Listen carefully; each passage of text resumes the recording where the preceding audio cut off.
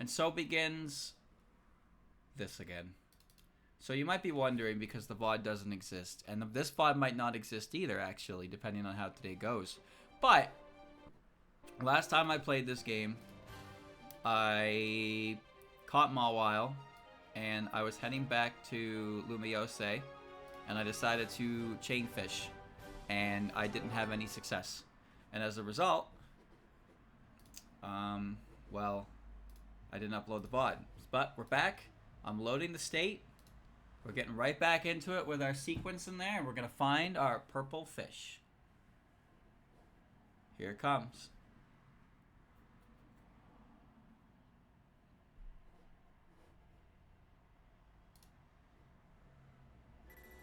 Man, that sure took its sweet time. Alright, chat, are you ready? Let's do it. Let's get right into it. So I gave you like 5 minutes for the prediction, because there's no way I'm going to catch it in like 5 encounters. So, brace yourself. Let it load. Don't worry, let it load.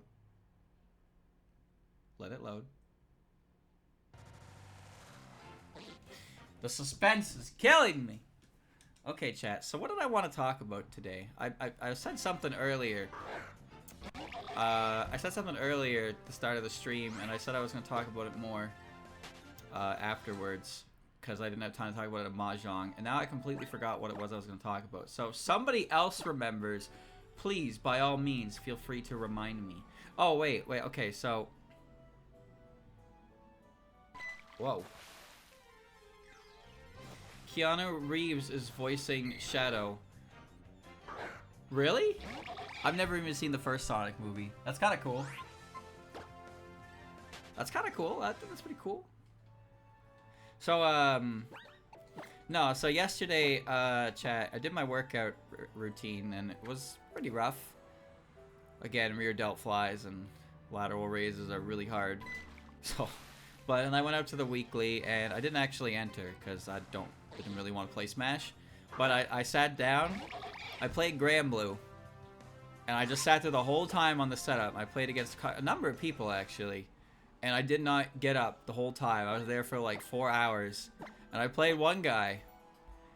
I played one guy for like probably the better part of an hour and a half, and he beat my ass, to put it simply. He beat my ass. He's good. And obviously I'm not. But like by the time I finally took a game, like I took an honest to God set. I really did. The win ratio was 39-1. I won 1 game out of the 40 games we played. But you know what? I sat there and got my ass beat for fucking 39 games. And I took some rounds, but I finally took a whole game. So I learned stuff. It was good. It was fun. So I don't own the game. I kind of want to get it to play it, but then I don't really know if I'm going to play it. But I do have fun with it. It is a fun game, but there's a lot of aspects to it I don't really know, because it's not a regular thing I do. But I had a lot of fun playing it, and I'll probably be doing it again, going out on Sunday again and doing it. And when I got home on Sunday, I started a new, like, art routine as well. Basically just, like, practice to specific things, and Sunday was dedicated to a full body, because that's the time I have that's the day I have the most time for. But it was very daunting, and ultimately it didn't quite go the way it was supposed to. So I tried to continue it earlier this morning, and I did, and it went okay. I did some stuff, and I'm gonna try and maybe get back to it tonight, see if maybe if there's any input I can use to figure out what to improve on that regard. But I do know one thing: I need to improve on legs. That's a given. They're all over the place. Okay, all right, reeled in too slow because you are a bitch. Come on, streamer. Come on. Come on.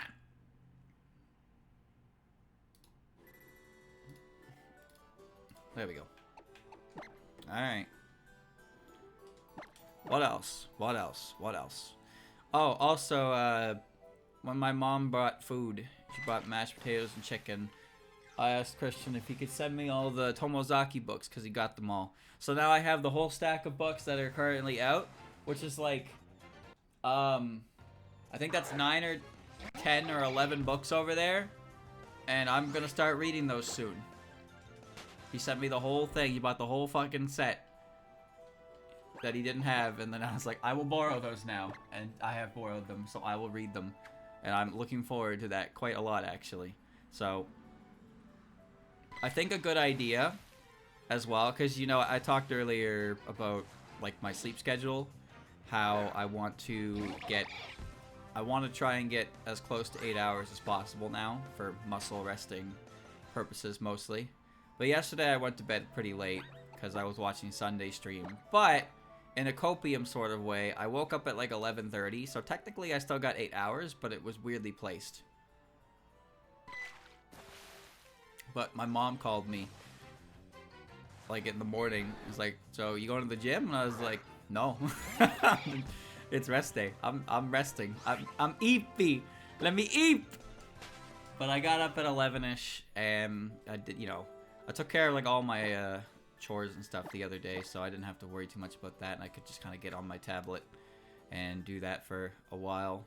But like I said, it's a slow process, but I have a better understanding of what I need to practice, I guess. So hopefully I can improve it. I'd like to show an example, kind of, but not right now. I guess I could show it like right now, just for the sake of explaining it, but not when I fail to capture. When I fail to capture, I'll share something that I did the other day that kind of like fascinating to me. It was really fascinating. It was like, so I did a drawing with Ferdy, and like I drew a head, but I drew the head based on like what I thought was correct.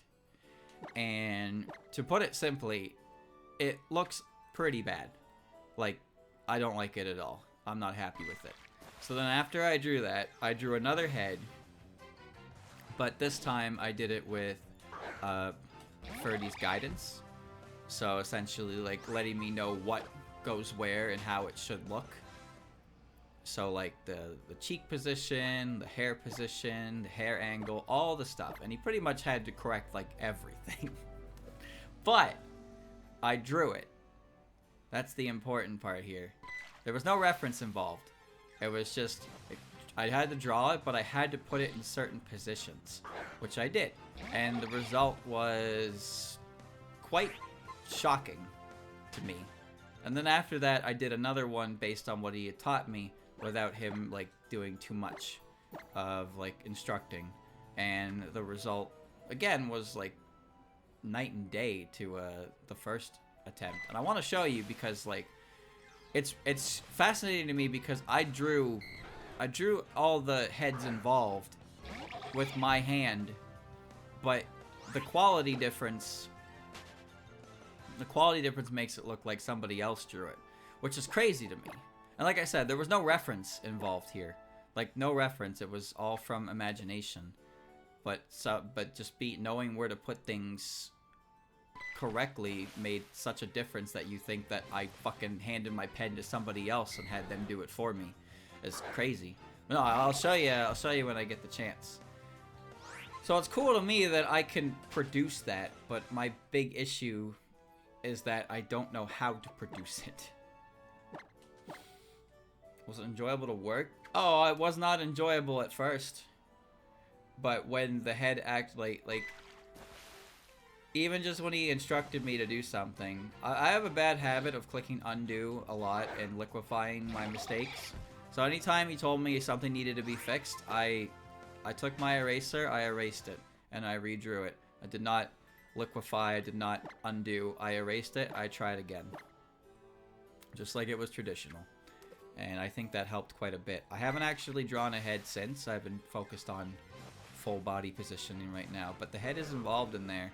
But I haven't added any detailing to the head, which was kind of the important part. But I still kind of remember, and I saved the image obviously, so I do remember what he told me, and I will be sure to like double check it based on that alone. I will be sure to check. But yeah, it was enjoyable to draw because it turned out pretty good. I liked it anyway. But today I did some gesture related stuff. I found this neat little thing where the idea was to be more confident in lines and not use too many like scratchy lines. To try and capture the gesture of a pose in 10 lines or less. And at first that's really daunting. Because it's like, how do you create an image that expresses what you're seeing in 10 lines? And the answer is, well, pretty much each limb is one line. Either a C curve, an S curve, or an I curve. It's one of those three things. It's actually kind of insane. Like spaghetti people. And the thing about gesture is that it's not necessarily about getting it correct. It's about getting it correct enough. Which is a hard thing to, you know, do sometimes. Just because you feel like it should look like the reference and then you hate it. Which is my big problem. So anyway, I'll show you the image now.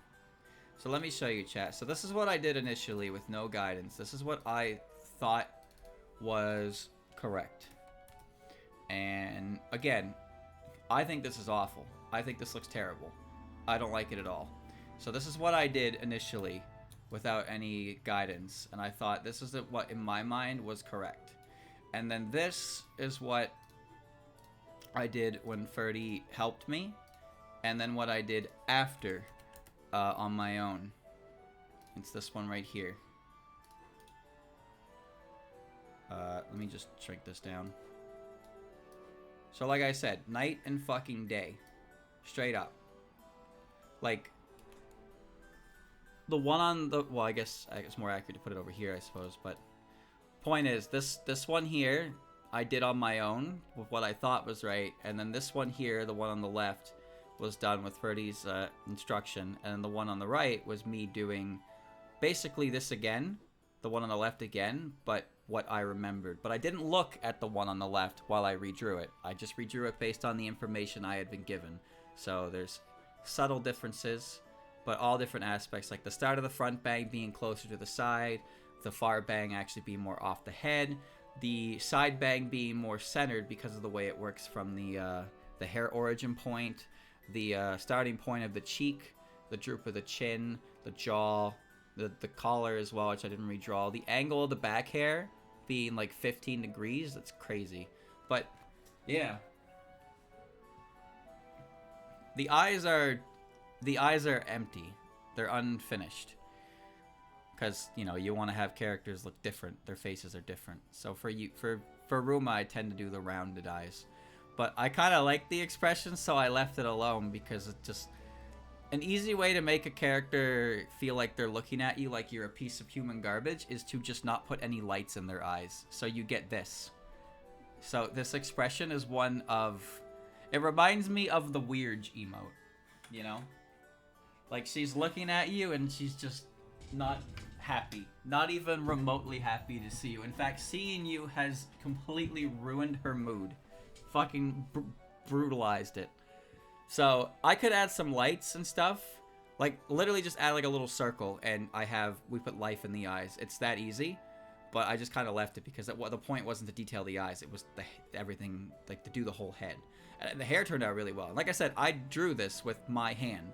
All three of these heads you see were drawn by my hand, but like between the second and the first and the second, third one, it feels like it's a different person on the canvas because like it just doesn't feel like I did that.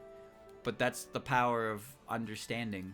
So sometimes there are a lot of times where I see that like people say the issue isn't that you can't draw, it's that you don't know how to draw, which like that's confusing to a certain extent, but I kind of get it. I kind of get what that means now. So it's not that I couldn't draw it, it's that I didn't know how I was supposed to draw it. So as a result, I'd produce something that looked wrong, so it looked bad, and it made me think I can't draw. But if I did everything the way it was supposed to be done, the end result is actually something that looks pretty good. And since I drew it with my hand, it means I can draw. So it's weird. It's really weird. It was like an eye-opening thing. Like I couldn't really believe that I was able to produce that after what I had produced like literally minutes prior. Like, and even just now thinking about it, it's very strange to me that I was able to do that. Because like I said, no reference was involved. I didn't use any reference. And it's not like Ferdy was instructing me to do anything reference-wise either. The only thing he told me about the hair was that start the middle bang in this position and make sure the hair bends like this on this position. But I was the one who chose how the hair looks and how to do it, how to style it. And obviously, when you're making Ruma, her hair is pretty standard. She has pretty standard short, medium length hair. It's not too complicated. And the only thing really there is the ribbon accessory, which is not too hard. You just kind of, the ribbon tends to go right behind the front bang. Like basically the first strand of hair that's thick enough that you can put it on, but we're on the side that isn't in the front. So positioning it isn't too bad, but sometimes I feel like I position it too high or too like low to the side. That's kind of weird, but it's one of those things that you do it enough times and you just kind of can do it. And I think I hate that the most is so many times the answer is just do it a bunch and eventually you can do it, because it feels like that's not an answer when you can't do something. I don't know how to do this. Well, if you just keep trying, eventually you will. No, but that doesn't answer my question. How do I do it? So like that sometimes you need instruction on how things go, but you still need to draw it a bunch until eventually it makes sense. That's the part that can kind of suck, because sometimes the answer is actually just, okay, you want to be able to draw this, you kind of have to draw this a lot, and eventually you'll be able to draw it. And it's just like, but fuck, man, I don't want to draw it a million times. I want to draw it once and have it look good. But it works in the gym. That's exactly it. And that's why I have the schedule that I made up.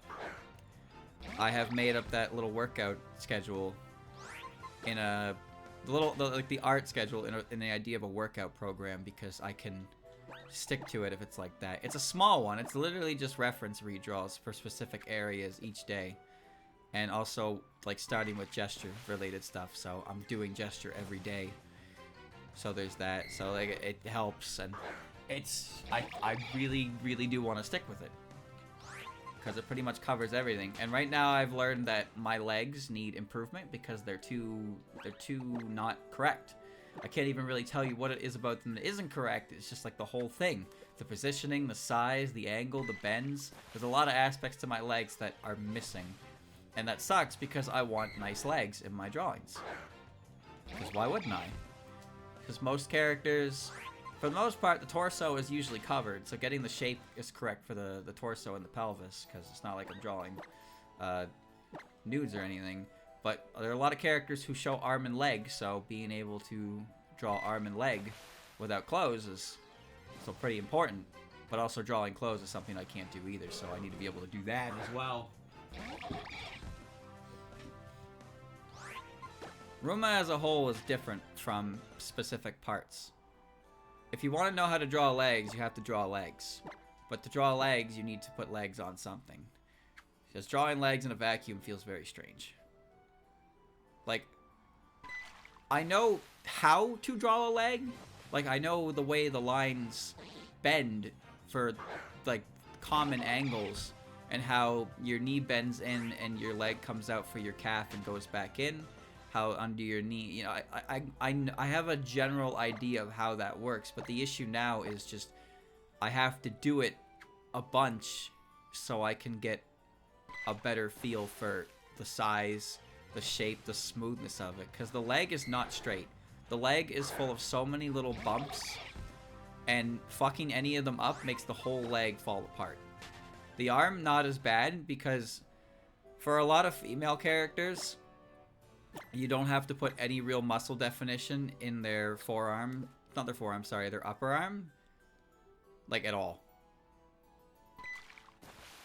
The upper arm is usually just fine as it is because you don't really see a lot of the bicep or tricep on female, like female anime characters. You'll see it on dudes. You'll see it on muscular characters, but you can really get away with very little to no bend at all for muscle definition. However, you do need at least the elbow and of course the I don't know what to call it. The hinge. Like look at your forearm, chat. Look at your forearm. You see how your wrist is smaller than the point that reaches your elbow, right? You need to be able to articulate that. And trust me, that's a hard shape to actually do. Because you need to do... It bends further out on the end that your thumb is at. And if you look at your arm, you can see that. It's wider there. But it's more consistent on the other side along with your pinky. With your elbow. So you need to create two different subtle like bends that turn into the wrist. And if you do it and you mess it up, you turn your forearm into a bottle. Like straight up. It turns into a fucking bottle. And then it's obviously wrong. And that stinks. So there's a lot of like subtleties to the human body that you do need to get the hang of so your thing looks fine. And don't even get me started on hands. Hands are like a million lines. Not a million lines, but hands are a lot of lines that need to be good.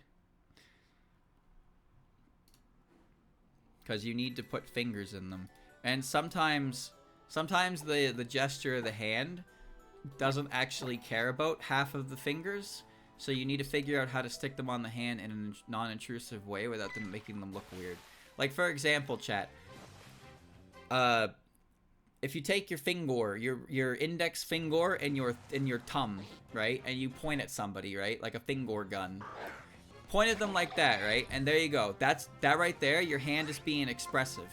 But the main fingers involved are your pointer finger and your thumb. But your middle finger, your ring finger, and your pinky are still there. So what do you do about them? You have to include them. But they're irrelevant to the expression of the hand. But they have to be somewhere on the hand that makes sense. Otherwise, it makes it look weird. So what some artists do is they do four fingers, where they basically turn the ring finger and the middle finger into one shape, and they put a line between it to indicate, oh, it's two fingers, but you don't actually have to, like, detail them. Sometimes people even do that for all three of the fingers, pinky, ring, and middle, so it's all just kind of put together into one shape and given the illusion that it's multiple fingies, because it's a pain in the ass to draw every finger, especially when your pose only actually gives a shit about two or three of them. Like a peace sign, for example. For a peace sign, you know, the middle finger and the ring finger, or the middle finger and the index finger are very important for that. And the thumb is not as important, but it's still like, its position is very specific. Like, to make a peace sign, your thumb has to be out of the way, and there's only really one spot in your hand that you can comfortably put your thumb to make a peace sign, and that is resting on top of your ring finger, with your pinky being under it as well. So if you look at your hand when you do it, like look at your hand when you do a peace sign, chat, and think about how you would express that on a piece of paper, and that's when things get weird, because you have to get the contour of the whole shape, but you don't really have the depth until you start rendering it. So it's gonna look really weird shape-wise because everything is on the same plane until you add definition to it to separate it. Fox hand is interesting. Little Yeep Yeep Girl's little thing. You take the thumb, the middle finger, and the ring finger together, and you have the ears be the pinky and the index. So that one's pretty involved. That one requires all fingers to be used because all of them are important in there. Because every finger represents something about the gesture in the hand for that one. But like even just like a fist, for example, if you want to give somebody a fist, the fingers don't have to be super defined, but they need to be balled up in a fist, and the thumb needs to be visible. The thumb is very important for dictating the flow of the hand, after all. Also, your thumb is a bitch, and it can like move forward sometimes. So your hand is quite versatile. It can do a lot of things. Your hand can do a lot of things, and hands are The second most important part of expression behind the expression itself, of course. Because body language is a big thing. But you express body language, obviously, in your poses, but hands are the second most important behind the actual expression itself. That said, that I honestly think that could be argued, just because when people do things like gesture drawing and sketches and stuff like that, they don't draw expressions. They only draw the body. So the body has to completely capture the idea of the expression without a face, and you add the face after, which is like, oh. So you could argue that the body is actually more important for the expression than the face itself. But I feel that the face is pretty inarguably the most important part of anime drawing. Because the whole idea of anime, like art style, is that the most important part of it is the eyes. That's why the eyes are so comically large, because the eyes are the window into the soul. So that's why we get big old fucking eyes in anime style. Cat faces. Everything after that is extra. Do you think maybe one day I'll earn my purple fish? Well, I mean, look at your Fumo. Look how big your Fumo's eyes are, right? But it's true. Unless they're, like, stylized or the character is a certain way, that the eyes tend, like, the cuter the character, the bigger the eyes. That's common. Characters that are cooler have slimmer eyes that are more realistic. Characters that are cutesy have bigger eyes because, you know, they're supposed to be, like, cuter, bigger eyes. It's kind of how it works. Yeah, look at the Tenchi. Look at the size of those eyes. Those eyes are like as big as her eyes are bigger than her mouth. But she's baby and she cry. So like it works.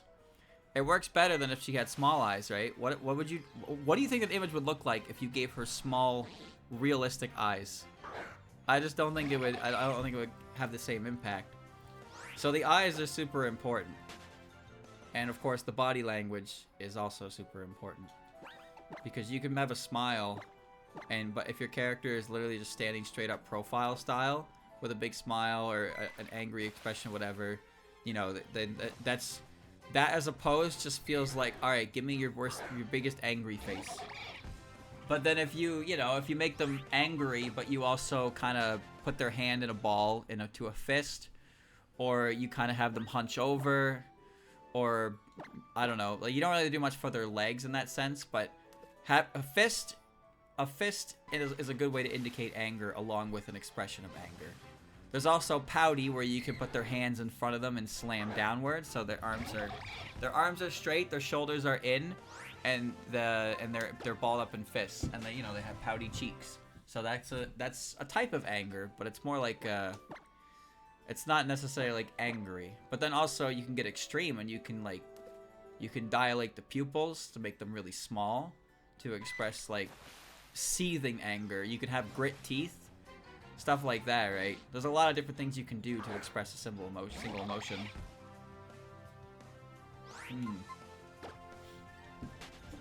Well, look at Western cartoons. Everybody likes to talk about Cal Arts and how Cal Arts is one of the worst things to happen to cartoons ever. And I don't know the technical bits to the Cal Arts style, but the Cal Art style is not appealing to me. That's for sure. There's something about it that just feels weird. Like, I don't really know what its appeal is supposed to be, because to me, none of the characters drawn in that style are, like, cute or cool or anything. They're just kind of, like, weird. They're like caricatures without a purpose. That's what they feel like to me.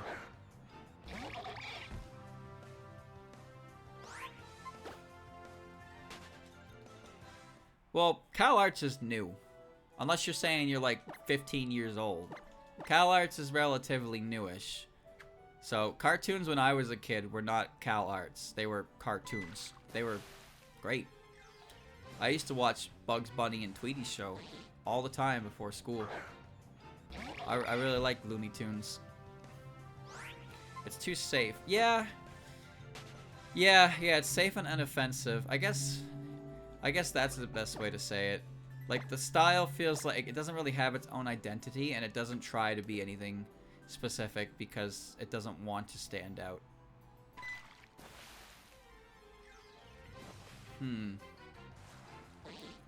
Like, Cartoon Network I never really had, but things like on Cartoon Network and Nickelodeon and stuff like that, you can't tell me that those art styles weren't like, you know, those were cartoon art styles. They were zany, they were crazy, they were all over the place. Anime was never quite that, but anime can still be like zany, of course. Like, there's all kinds of, but I feel like, I don't know if anime can really one-to-one things that Western cartoons used to be able to do. Like, imagine anime Looney Tunes. Could you imagine that? Like, imagine Looney Tunes skits, but like in anime. How would that look? Honestly, how would that look? Would it work? Could you make it work? I bet you probably could, but like, how is the question? I'm curious about that.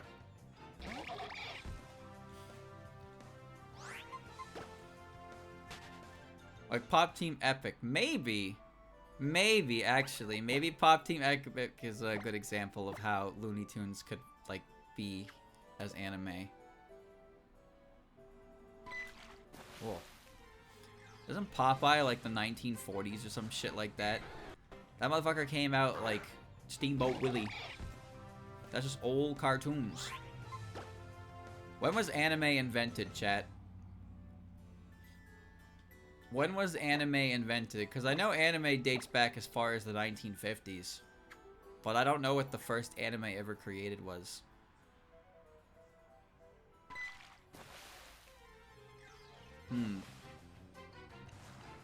Why am I only finding Dratini? Wasn't it early one in the 1920s? I have no idea. I only know it goes far back to at least the 1950s. But I'm sure anime is a very old medium at this point in time. Oi. Either way, the West and the East had differing styles for animation. I mean, when I was a kid, not even when I was a kid, but there are two series that get flung around with the term anime and cartoon, and that's Avatar and Pokemon. People like to call Pokemon a cartoon, and people like to sometimes call Avatar an anime. But like, anime that's not really what it means. Like, Avatar is a cartoon and Pokemon is an anime. It's just how it is. But I kind of get what they're getting at when they call it that. But their only real exposure to Pokemon is the dub, so it feels like a cartoon. It doesn't really work that way, but you know. Thank you, Lavarine, for the raid. Unfortunately, I am very boring. So I'll see you later.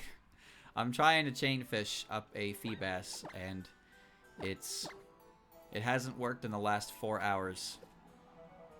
Not including today's time, the time before. Good. Japanese origins equals anime. Yeah, that's literally it. That's literally it. Anime are cartoon stuff. No, that's not the point. The point is anime is like... Avatar is animated in the West. Pokemon is animated in Japan. So Pokemon is an anime and Avatar is a cartoon. But subject matter wise, I would say that I understand why people would call one the other and, you know, vice versa.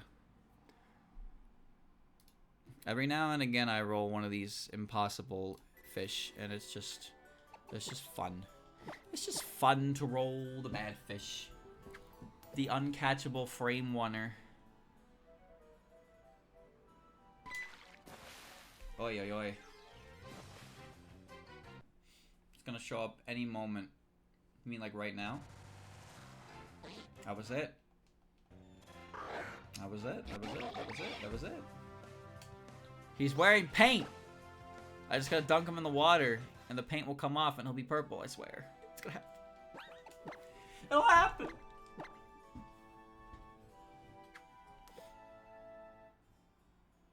I think it's a 1% chance. I'm pretty confident that my save state keeps my chain. So I should be at chain 20 right now, and I'm not going like full odds here. At least I'm pretty sure that's what's happening.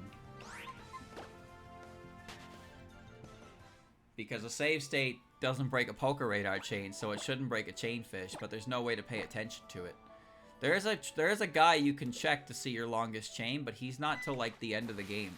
Because he's the guy who even tells you it's a thing at all. He's in that fucking town with the train. I don't even remember the name of it, but it's like a town you just kind of pass through that happens to be there.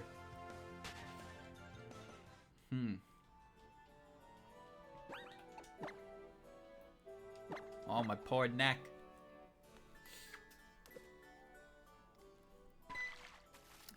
No, you reeled it in too slow. Hey chat, what if I completely reset the RNG by just what if I just reset the whole RNG by leaving and resetting the whole thing? Do you think I should at this point? Because this chain is like cursed.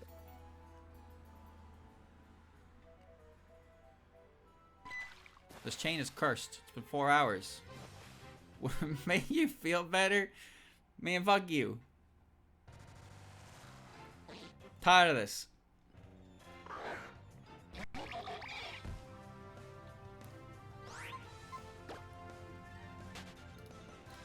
Maybe I start save stating again after each encounter. Okay. I'll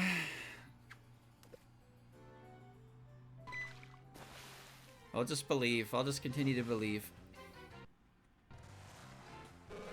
No, I don't want a bucket magic card. Anyway. What was I talking about before I got into the whole Cal Arts? I think I was talking about anime in general. Yeah, anime art style and how things like Looney Tunes. I can't think of a way Looney Tunes works. Pop Team Epic. Now imagine Pop Team Epic and Cal Arts. Do that. Cal Arts Pop Team Epic. Take your favorite anime and change all the characters to Cal Arts. Bonus points if you change a couple of their characters to be characters from Steven Universe. I don't, you know, I'm not gonna throw shade at that show because I've never watched it. Some people like it, some people don't. I don't particularly care. I don't have a horse in this race, but it was a low-hanging fruit, and I was hungry, so I took it. Sorry.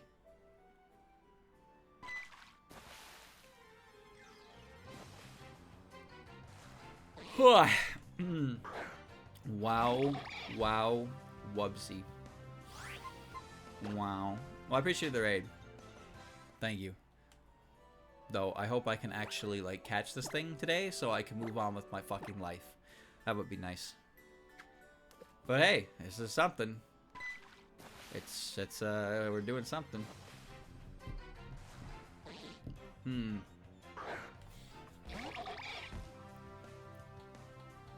Rainbow and Cal Arts is Rachel. Her name's Rachel Hartway.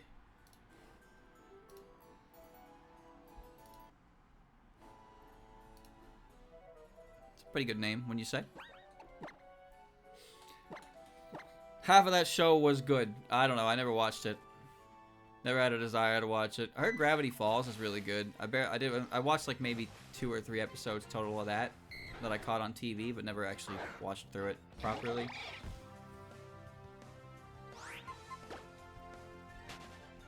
I watched Total Drama Island when that was airing. But I didn't care about any of the follow-ups. Couldn't stand the comedy in Gravity Falls. Half of Steven Universe is pretty cool. I like when you talk in chat because I know it makes somebody angry.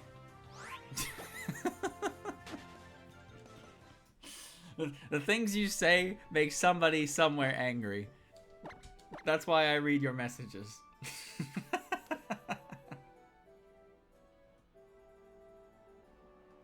Ah, I panicked! This is your fault. Somebody ban that guy.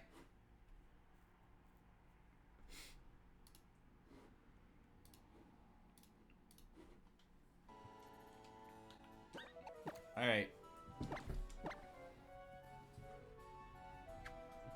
I can't remember the last cartoon I watched in full. I guess I watched all of King of the Hill. It's not really a cartoon, I guess, but it is at the same time.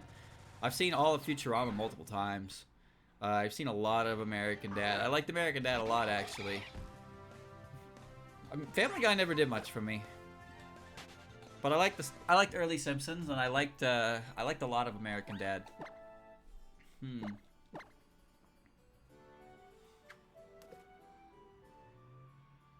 A lot of that Teletoon at night stuff I didn't really watch. Didn't get the chance to watch.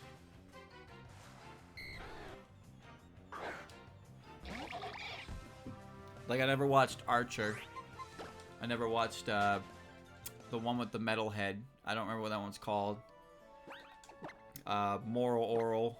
I did watch Robot Chicken, but that was like... That show was weird. It's like a mishmash of shit and parodies. Oh, I did watch Mad, though. I thought Mad was funny. All the things it parodied. I got a kick out of that.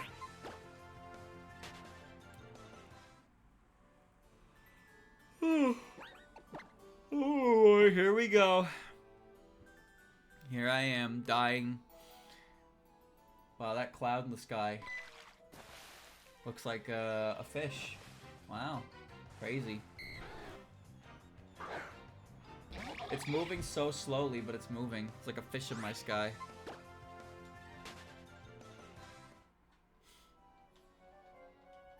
I watched a lot of SpongeBob. So much SpongeBob that I remember so many different quotes from different episodes.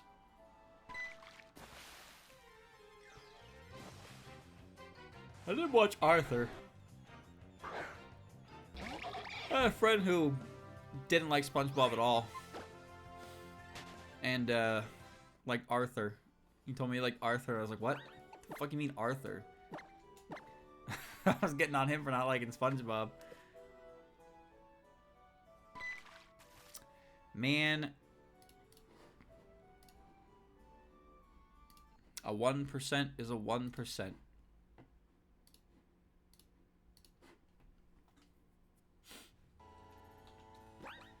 And here I stay.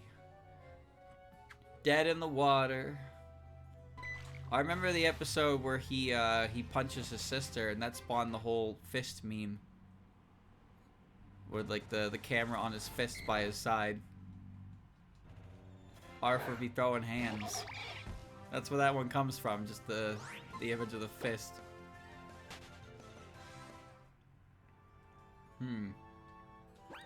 Never watched SpongeBob because I was told it'd make me stupid or something. Well, I don't think cartoons really make people stupid unless you don't know how to differentiate between reality and fiction, in which case you're a fucking idiot. But that's fine. Because people can't figure out how to do that for anything. Sometimes. Nobody's gonna watch SpongeBob and see the part where he puts his hand on a grill and be like, I want to do that too. And if you do, well then that's a fucking Darwin issue, not a SpongeBob issue.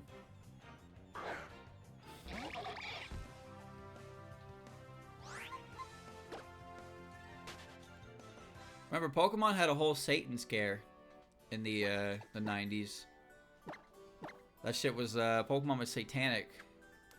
Pikachu was gonna indict you in a cult of Satan worship.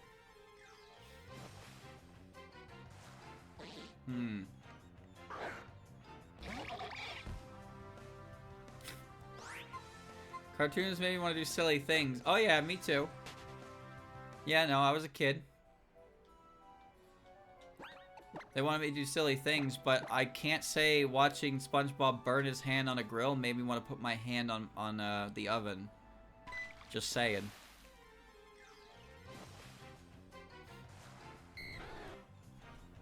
I think that's a pretty important distinction to make. Speaking of SpongeBob, hey chat, you remember that episode where they're in that box? And they're climbing the mountain in their box? And Squidward kicks the box, and they have a whole fucking soundboard going on in there with an avalanche, and they're getting buried by this avalanche and dying. And Squidward's like, oh shit. And then, like, during that, fucking Patrick goes, SpongeBob, my legs are frozen solid. You're gonna have to cut them off. And SpongeBob goes, no, Patrick, I can't. Why not? Because I already cut off my own arms. Like, what? What kind of fantasy was going on in that box? How'd he cut off his own fucking arms? You need an arm to cut off an arm. I don't think you have the strength to curl your arm with a fucking bone saw and go at your arm. I don't get how he did that.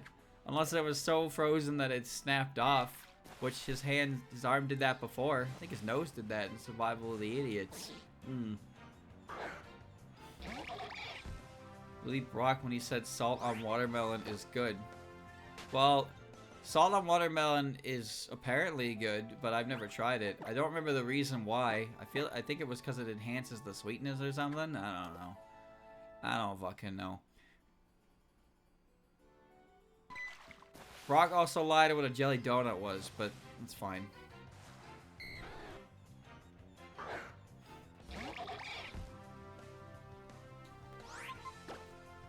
Old SpongeBob did a lot of things that were suspect. I liked the episode where they think they killed Squidward, and they serve his ghost to help him go, to like appease him. And they find a magazine about the Flying Dutchman, and how when he died and sunk to the bottom of the ocean, they took his body and used him as a window display. So there's just a picture of the Flying Dutchman's fucking corpse in a window with clothes displayed on him. Like, what the fuck? All he do is lie in coom?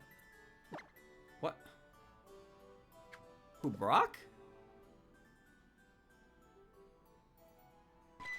You think Brock got any action? He tried. Oh my god, did he try.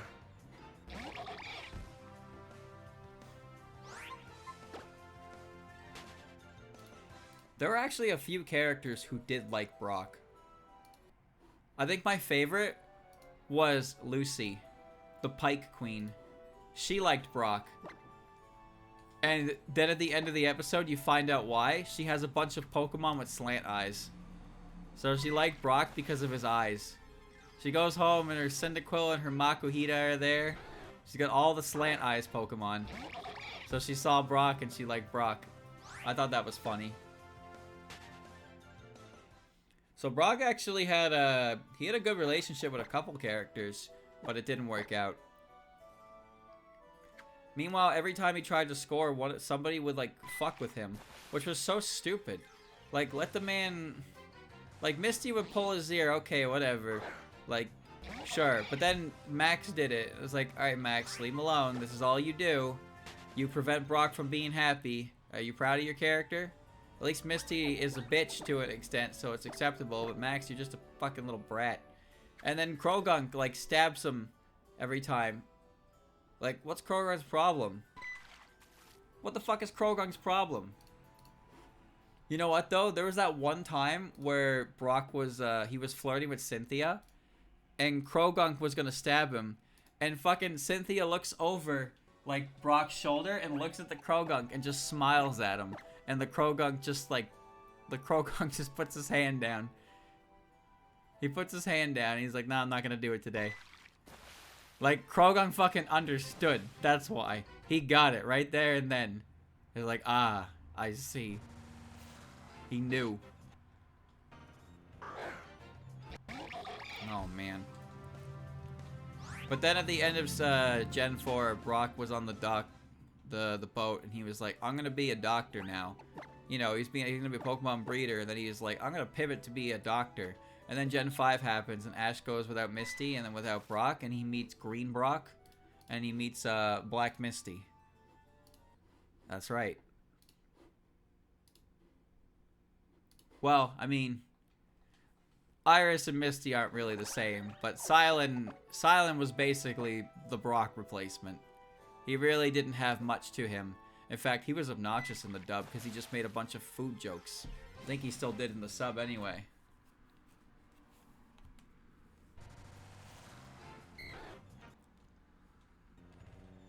Everybody loved Brock.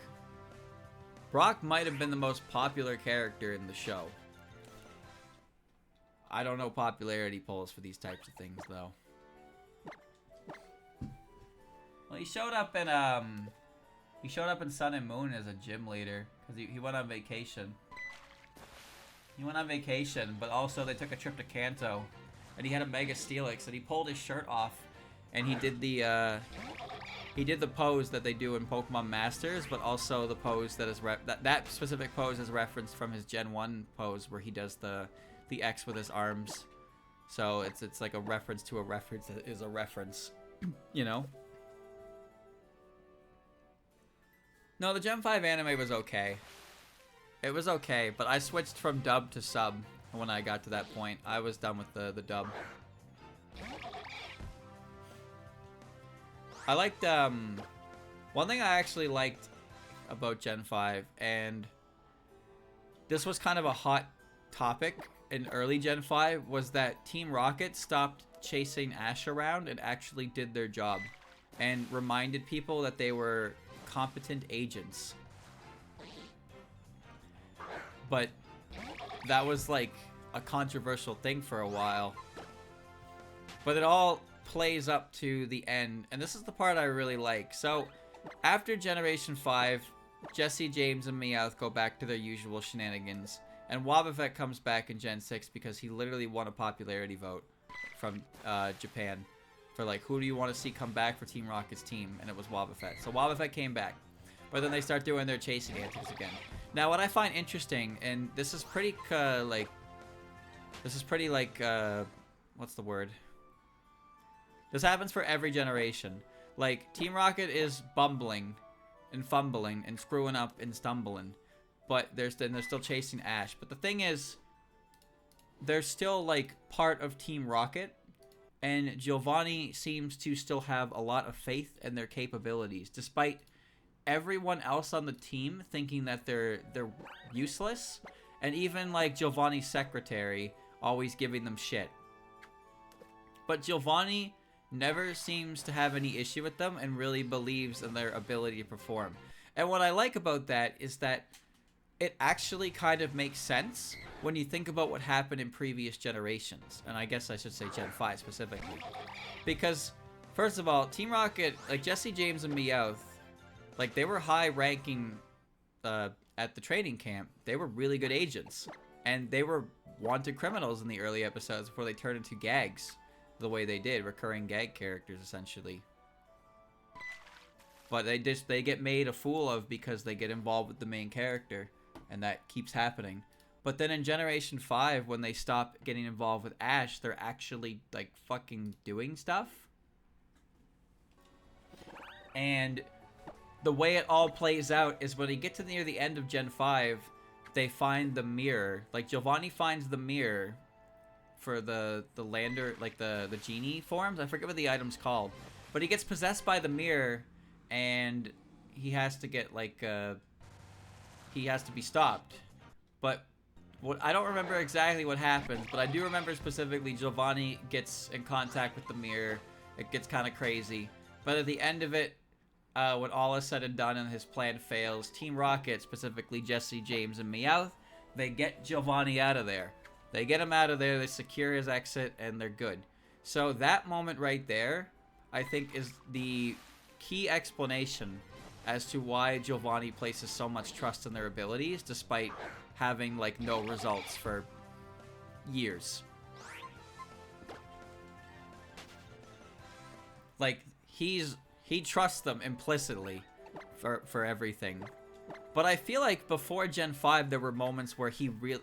I can't cite an example, because I don't know specifically. But I feel like there were times where Giovanni made mention that he really didn't like believe or count on Jesse, James, or Meow. Like he implied that they were just not useful. But I don't think, I don't remember if there was any specific example, but I don't think any of that ever happened past Gen 5. I really think that incident that happened with the genies just pretty much solidified their position to the boss. Like, they are top agents. They can be relied on. So that's why no matter how many times they fucked up throughout 6, 7, and Journeys, like, Giovanni never really had, negative things to say, never really spit them out, chewed them out, or anything like that. He just believed in their ability to perform to Team Rocket's expectation. And I like that. I like that a lot. You know what I don't like? I don't like Feebas right now.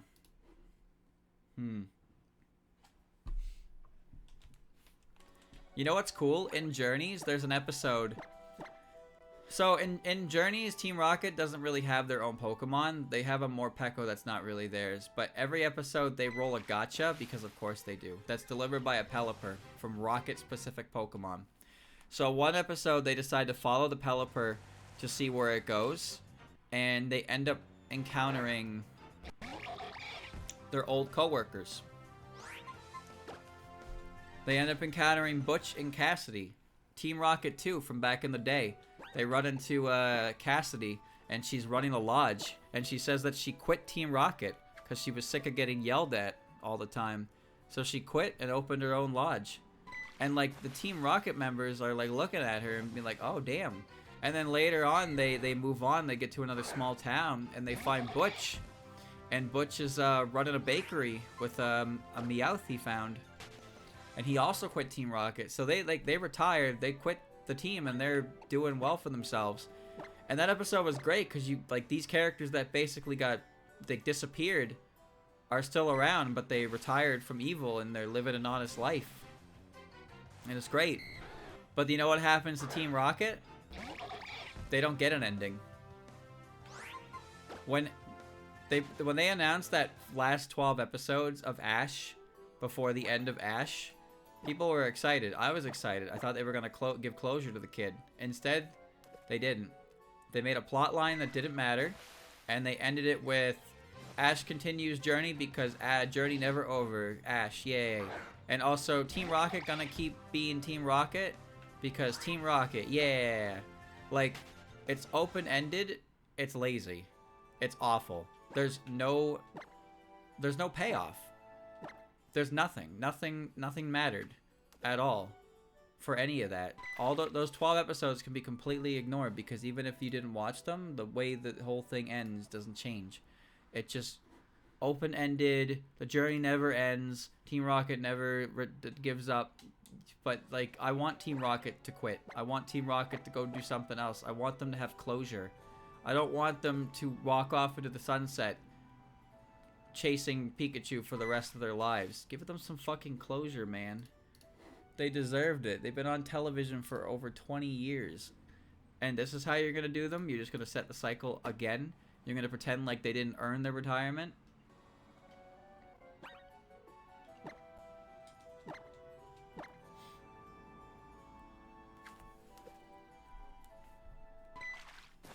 I just don't like how they did it. It got all hyped up as being the end of Ash, and then it was barely an end at all. It was barely an end at all. It was just, alright, well. I guess Ash is not done journeying ever, but we're never going to see his journey ever again, so he is done journeying, but he's not done journeying because, you know, Pokemon's all about the journey, and hee hee ha ha. They got closure in one of the mangas. Yeah, it's one of the most valuable pieces of Pokemon media in existence. It's the final volume of that really fucking weird early series with, like, Clefairy as basically the main mascot before Pikachu became the main character. And at the end, Jesse and James are a family, and Jesse is pregnant. And it's like, whoa. And that volume goes for a lot of money, last I checked. And last I checked was probably over a decade ago. So, imagine what it goes for nowadays.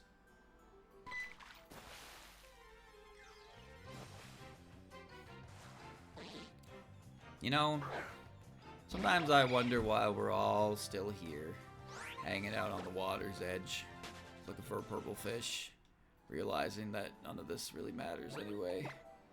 Just where's my purple fish? This is so bad.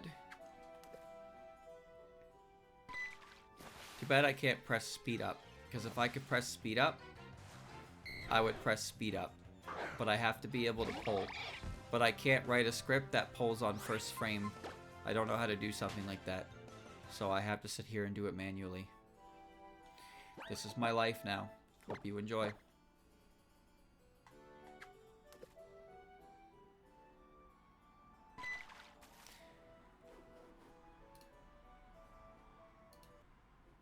Too slow is a load of horse dung. Just saying. Just saying. Just saying. Getting a fish like that is such a piss off. Okay. Okay. Yeah, alright.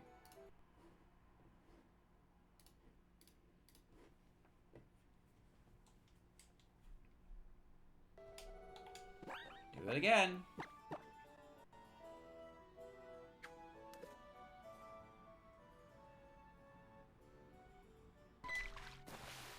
Oi, oi, oi, oi, oi, oi, oi.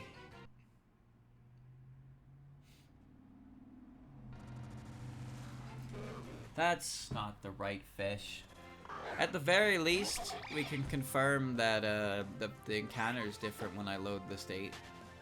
Right? At least there's that. You know, tomorrow, actually, I mean, I gotta go to work. But today and tomorrow are my rest days. I gotta do this plan 4 days a week. And I decided that Sunday, Wednesday, Thursday, and Saturday are the best way to do it. Because if I consider Sunday the end of the week instead of the start of the week, it works out perfectly. So I can rest on Monday. I can rest on Tuesday. I can do it on Wednesday when I have the time and I'm not streaming. I can do it on Thursday when I have the time because I'm not working. I don't do it on Friday because I'm streaming and working. And I can do it on Saturday because I'm not working. I can do it on Sunday because I'm not working. So the 4 days a week works perfectly for those days.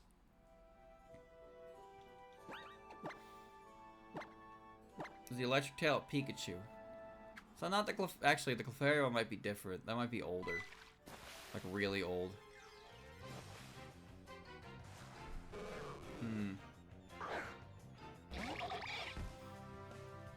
It's hard to confirm whether or not the save state messes with any of the, you know. I don't think it does. I think it's just that I'm severely unlucky.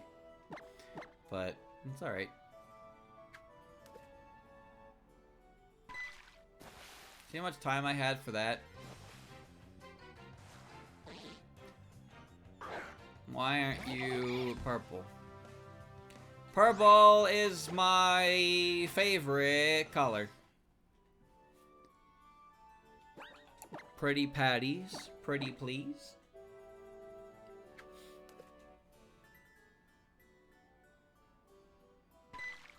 I could be playing Mahjong right now. Think about that. Right now, in this moment in time, I could be calling Ricci and then getting Rond on my forced discard. I could be doing that right now. God. Man, that sounds like a day. Sounds like a great day, actually.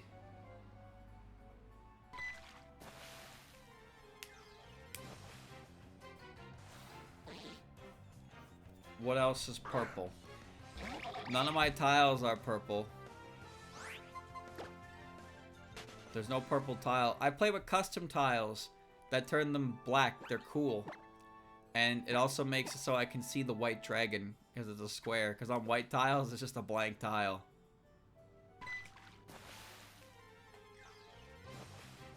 Mahjonger.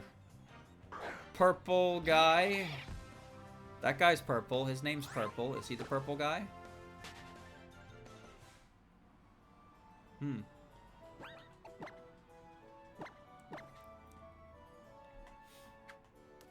Purple is the color of murder.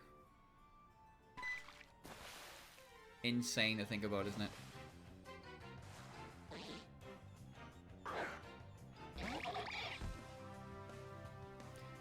Five Nights at Freddy's 3. The movie. The game.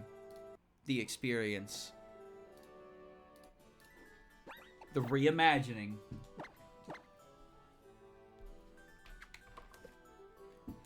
Chat, did you know that Help Wanted 2 was awful? Oh my god, it was so bad. Genuinely, why does that game exist? Like, what happens in that game that means anything to the lore? Because everything about that game is just shitty VR minigames. Tell us more? You tell me. You tell me. What does it add to the lore? Because as far as I can tell, it was like Help Wanted, but not interesting. Help Wanted was at least interesting, but this game was not even remotely interesting. It was also very jarring to watch because you have to swing your fucking head everywhere, and I don't even know how you're supposed to play the games.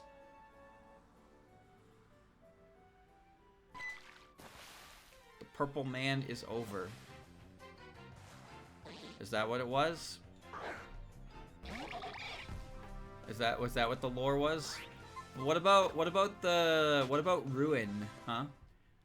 What does Ruin tell us about the lore? But the Purple Man always come back. That's his whole gimmick. And then he came back again, and people were like, "This is the fucking thing that happened in the series." That's impressive because the series is about possessed animatronics. But it's fine. He didn't actually come back. They retconned it because of the backlash. But now he's really gone. So you spent 7 hours in a shitty VR minigame collection so you could see Purple Man gone.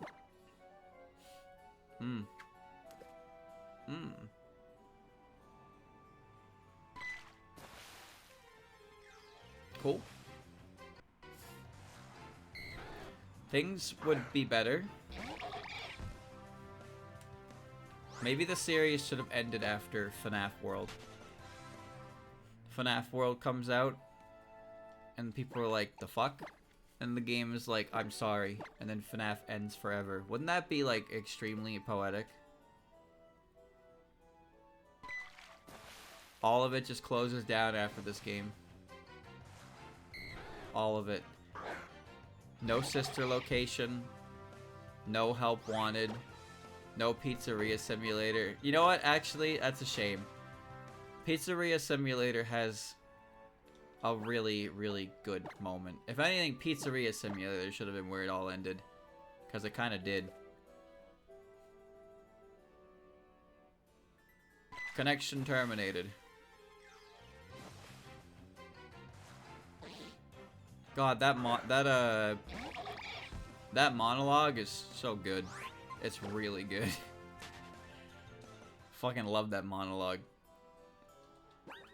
FNAF didn't really need voice acting, but like some of the voices they got on there were pretty top-notch, all things considered.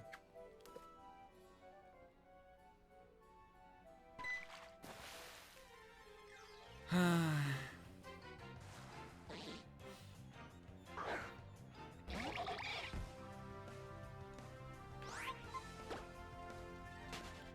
appear to be losing my heart, my soul.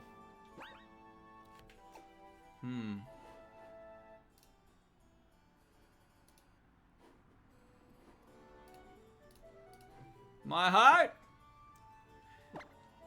My soul.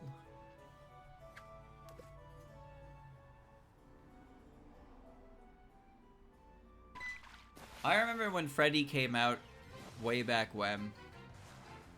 Like when Freddy was fresh. And Markiplier play. I came home from a night shift then, and Christian mentioned it, and we watched the first part, and I was like, oh, that game was actually kind of cool. Like, we both thought it was pretty neat. That was an old game, dude. And I kept watching it after that because I thought it was neat. And then it developed a fan base that created a bunch of OCs like it was Sonic the Hedgehog. You know, speaking of that, actually, funny little coinkydink. I ended up rewatching Vinny's shitty Sonic fan games collection streams on Saturday and Sunday. And then when when Sunday night rolled around yesterday, he played more shitty Sonic games. I was like, wow. The timing on that is impeccable. Whoa. He played the Sonic.exe game that was, like, extremely well made. Like, a lot of detail in the animation. It was actually kind of crazy. But it was still Sonic.exe, so, you know. It is still Sonic.exe. Don't you love Sonic and all of his OCs of varying degrees of quality? Chat, you ever Google your name and the Hedgehog and see what you get? You ever see Dylan the Hedgehog? Well, that's okay because there's Dylan the Armadillo. He's pretty cool. His name is Dylan because Dillo in, like, Dillo in, get it? This is why his name is Dylan. Armadillon. No! You reeled it in too slow! No!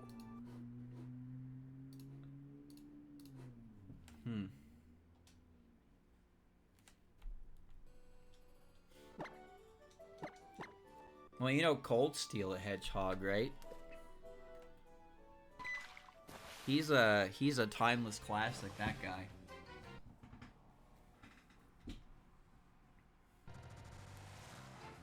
Cold Steel. Nothing personnel, kid. That's an iconic line, dude. That is an iconic line. Say what you want about that OC. He is very well known. So, whoever made him succeeded in that regard.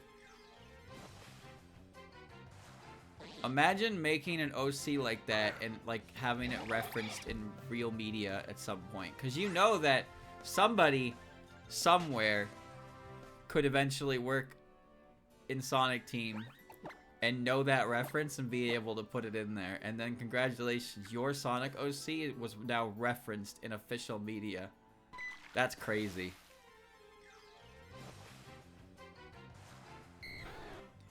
Cold Steel the Hedgehog, man. Now, before you say that Cold Steel is stupid, look at Scourge. Scourge is stupid. Evil Green Sonic? You can't honestly tell me that Scourge is any better than Cold Steel just because one's official and one's a shitpost. They're basically the same character. But more people know Cold Steel than they know Scourge. Because Scourge is just stupid. Scourge is just green. He's Green Sonic. Actually, chat, I have a question. Is Dr. Ivo Kintobar, is that real? Is it a real origin story that Ivo Kintobar was a good lad, but he got changed to be evil by the Emeralds, and then he became Dr. Robotnik, and he wanted to, like, what exactly, how did he become evil from the Emeralds? The Sonic Bible. I don't believe you when you say that.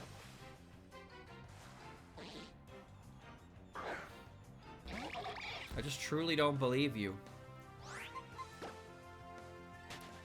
The Sonic Bible is real. I'm gonna chalk that one up to no it ain't. Don't lie to me, son.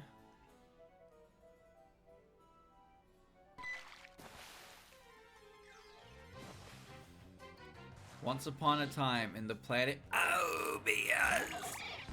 there lived a peaceful scientist named Dr. Ivo Kintobar. And he met Sonic one day, and they became fast friends. Get it? Fast friends, because Sonic the Hedgehog is very fast. So they would become friends just as fast as he is. But then, one day, Emerald and Ivo Kintobar turned his name backwards and became Dr. Ivo Robotnik.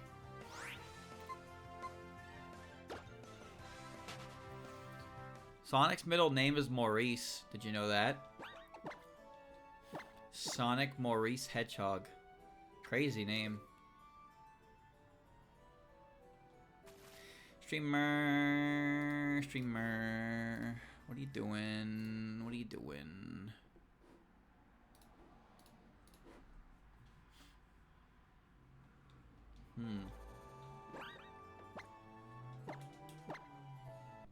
How do you become evil from the Chaos Emeralds? And how come that never happened to anybody else in the series? Sonic and Shadow use the Chaos Emeralds to become super form, but Sonic doesn't turn evil, he just turns golden. But like, he's still completely in control of his emotions, right?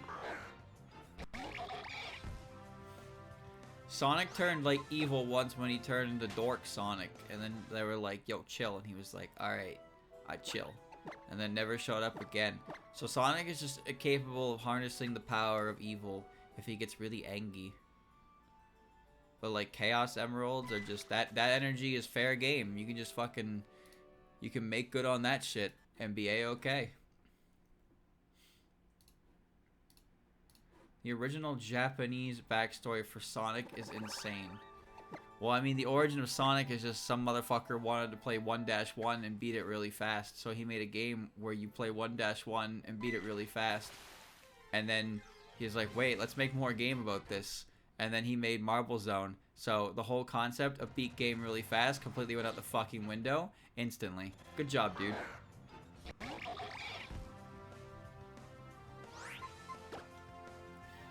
Well, what even are the Chaos Emeralds, huh? They're just gemstones of questionable energy, possibly limitless, but also they're like evil, but they're not evil, but they are evil. But then the Master Emerald exists, and the Master Emerald makes them not be bad, but not like, what is that, huh? What am I even saying? Streamer, what the fuck are you talking about? I don't know!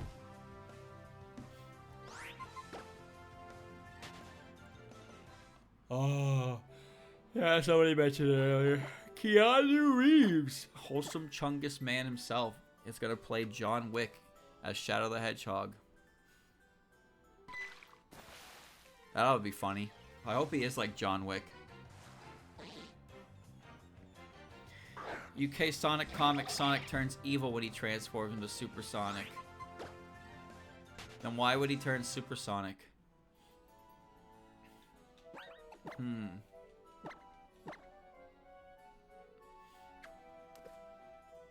The Chaos Emeralds can only, their power can only be harnessed by controlling it with the Master Emerald. Otherwise, you just put them together and they don't work, but they also work perfectly fine without the Master Emerald when the situation calls for it, because Sonic can just grab them if his fucking magical acid trip lands, and then if 50 rings, he can go, HA! And then he becomes golden, and he runs really fast, and he can make the screen flash, and then he still dies to getting crushed. And drowning. Some fucking Super Sonic form that is. How's he getting crushed? He should be invincible.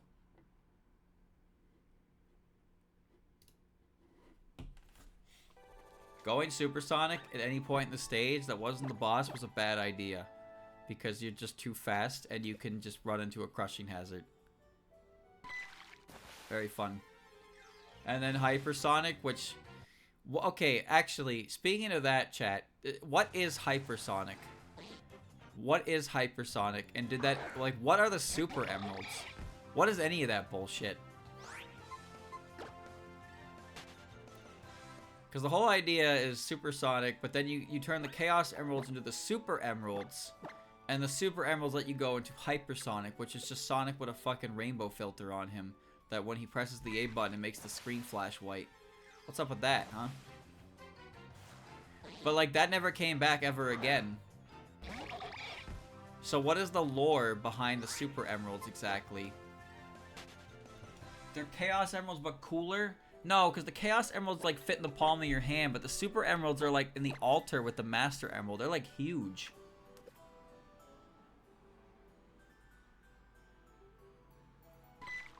So how come they never used Hypersonic ever again? Maybe he was a pain in the ass to draw?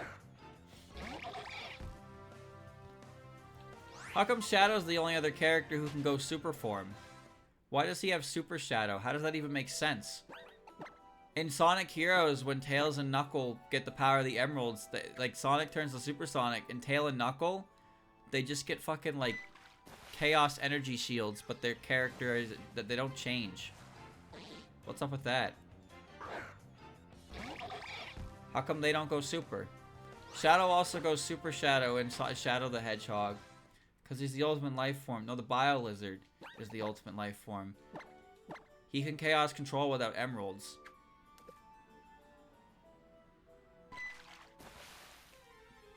He was made to be Sonic. Was he? But why? Was that ever actually confirmed? First it was like, why was he made as the ultimate life form by Gerald 50 years ago, mind you? So was Sonic even alive at that point? How could he be made in Sonic's image? But then actually he worked with fucking aliens and used alien DNA to create him. So why is he a hedgehog? Why does he look like Sonic? Sonic probably wasn't even born by the time like Shadow was actually created. So that means like Sonic's the faker. He came second.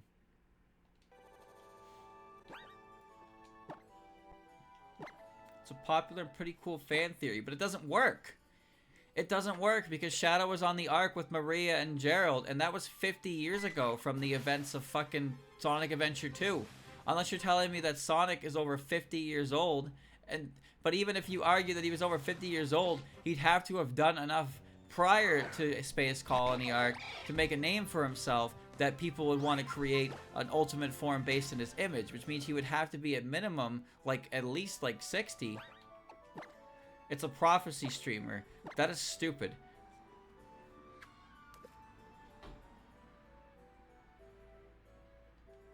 You're stupid. You made me reel in too fast because I'm thinking about what you said and it's fucking dumb. It's idiotic. Gerald studied the ancient Echidna architectures and created Sonic out of them? Huh? How did he get Sonic out of that? Unless you're telling me Sonic comes from a long line of super famous hedgehogs. Does he? Had the prophecy of Supersonic and also Chaos, which may have been based for the Bio Lizard. You talking about that thing in the fucking Emerald Chamber in Sonic Knuckles? Where it's, Sonic is, like, fighting the robot on the big, like, whatever? Hmm? But why would he do that?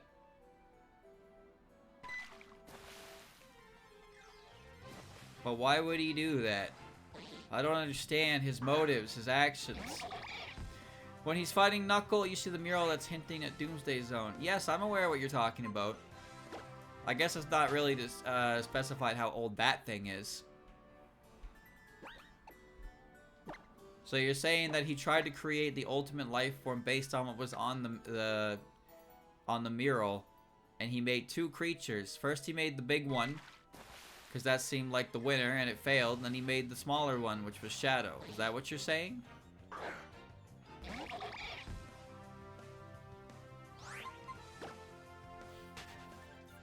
Oh yeah, Sonic did use Chaos Control with a fake emerald, didn't he? And then Shadow died.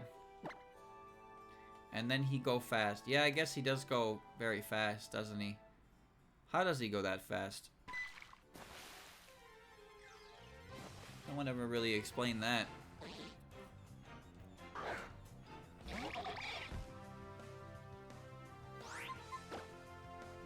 How many more fish before fish can fish the fish?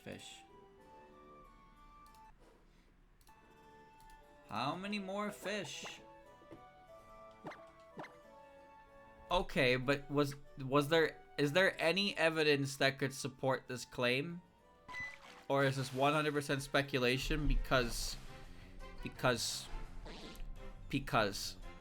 I need answers. What does Black Doom have to do with any of this? How come Black Doom didn't use his black alien DNA to create the Biolizard? Was the Biolizard made first and a failure? So he had to consult with Black Doom about the follow-up creature because he failed the first time? In which case, why is he making that on the Ark to begin with? What's his purpose? The government comes up there and shuts the whole thing down violently. But like, why was he up there in the space station to begin with?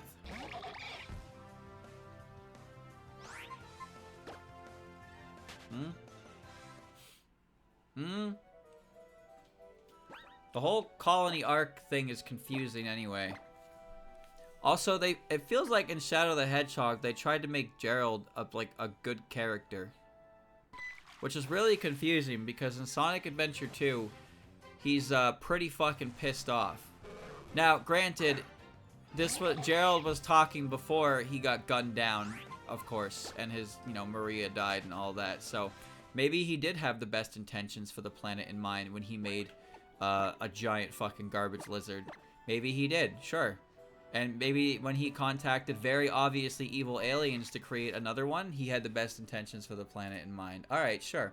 I'll give you that one too. But then immediately in SA2, it's like, alright, this is Gerald Robotnik. He is chained to a chair, and he is saying that the world is going to end because he set it up that way so the world can fucking explode for what it did to him. It's like, oh yeah, I get you. Is there anything else you want to say? No. Honestly, Gerald's delivery of his lines in SA2 is very, very good. Him and Eggman. Eggman's lines are really good as well. Good VAs. Good direction.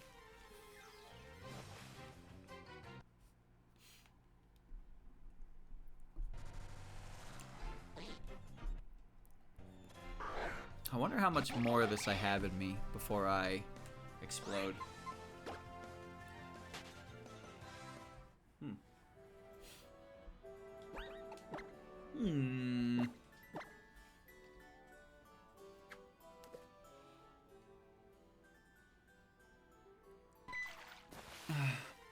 Chronicles is not canon anymore, but in Chronicles, it's sort of implied that Gerald found out that Gizoids, that when he was making Project Shadow, and the Gizoids were creations of ancient echidnas, implying there could be a possible connection is implied. What are the Gizoids? Are you talking about the robot that's in Sonic Fighter? Or Sonic Fight? Or Sonic Battle? Or whatever the fuck it's called? Because I remember there was an enemy in that game that's the robot from Sonic Fight. And when you beat one, the characters comment on it. Sonic the Fighters. Okay, actually, there's a good question. There's a good question. How come there are 8 Chaos Emeralds in Sonic the Fighters?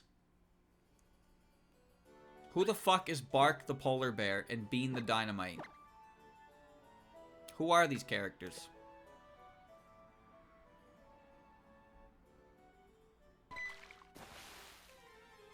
Explain. 8 Emeralds.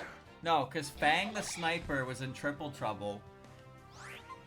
And, SBO is Chaotix. I honestly didn't, I thought Chaotix's first appearance was Heroes, to be honest with you.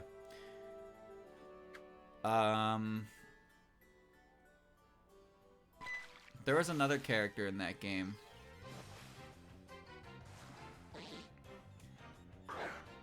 Dog, IDK, it ain't canon, that's why. No, I said Bean. Bean and Bark, but Fang was in a game prior. I think there was another character who was like, what, but also in another game. Fang was a piece of shit. He just shot you across the screen. Sonic could hit you with a fucking donkey F smash, though. The big clap. Honey? Isn't that a secret character? Like, you can select her by, like, pressing a certain direction on a fighter. I didn't even know she was a character originally. I think if you, like, press up or down on Amy's portrait or something, you play as her. I definitely don't recognize her from the base roster, so she's probably one of those secret characters.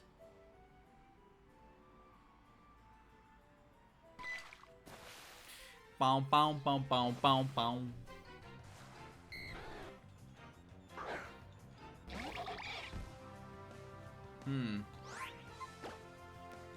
So what is Bean and Bark's origin story? Is there anything in the manual that explains them? Actually, on that topic, what about Metal Knuckles and Tails Doll? Now, obviously, Metal Sonic is Metal Sonic, and Egg Robo is a classic, but Metal Knuckle and Tails Doll were just like random as shit. And obviously, Tails Doll went on to be a cultural phenomenon. But Metal Knuckles just kind of like fucked off forever. Like nobody cared about that. Bean is related to a duck from another Sega game. Okay. Okay.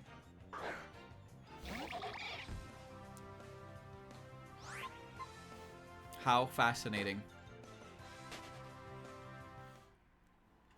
Chad, I think I'm starting to die. Yosei. Just a little bit on the inside.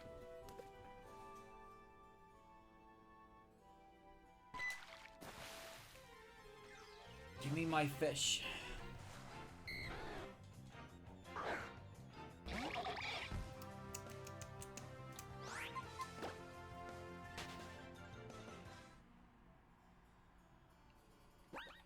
Do you think if you picked Daiosei up by her waist and ran around with her above your head and she pretended she was Superman, she would have fun? Or do you think she would just panic and flail? I bet Cherno would get a kick out of that. But what about Dai? See, the interesting part of this question is it's based entirely on your opinion of a character who doesn't have a personality. So if you tell me yes, then okay. If you tell me no, then okay. But if you try to argue, it doesn't matter because your idea of the character's personality is all rooted in your personal preference to fandom.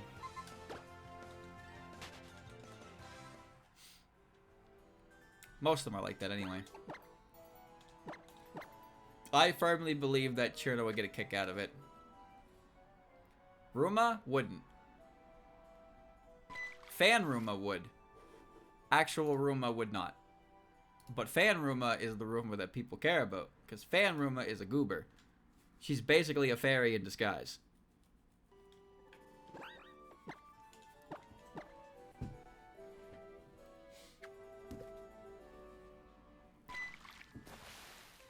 Welcome to the Stupid Idiot Club. How can I help you today?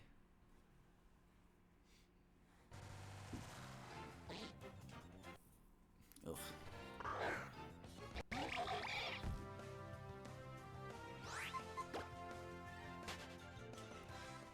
You know what? I bet Cherno would have a lot of fun if you picked her up by the arms and did a giant swing with her and let her go into the air.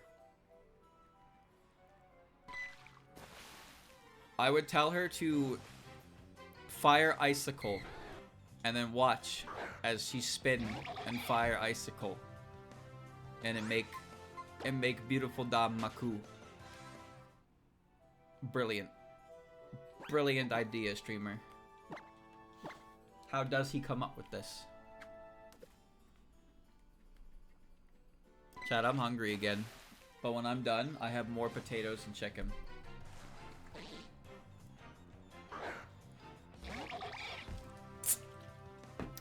I'm gonna eat that. And then I will probably put my tablet in front of me again. But I won't cry this time. I'll figure out what I'm doing there. We're currently an hour and a half in and have made no progress. Once again, the VOD will not exist if I don't make any progress here.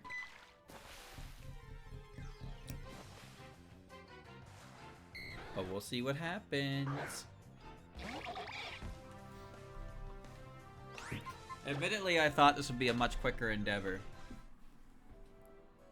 Because like I said, I did this before when I played it before, and it worked pretty fast, actually. I got a purple Feebas within the first 30 minutes.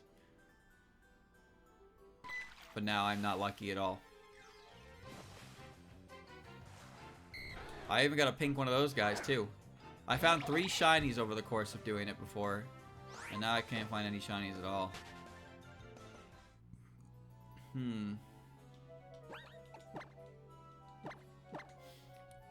Believing was the first mistake.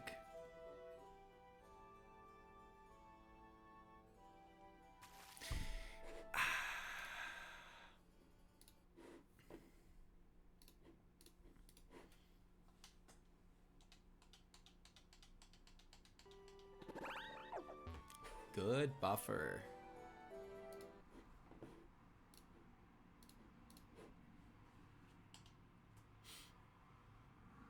It's a good use of 15 seconds, wouldn't you say? Alright, gamer! This is it. The suspense. Close your eyes. Whoa! It's a stupid fucking fish. Insane. Insane.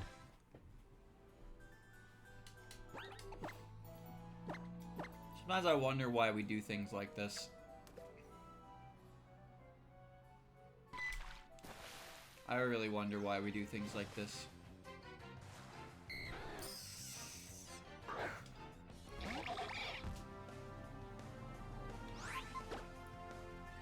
I'm gonna drive the bus.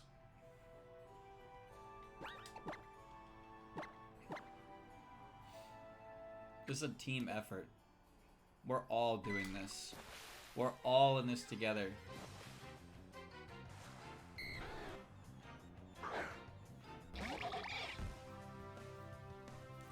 We're all in this together. You, me, that guy over there, that guy over there.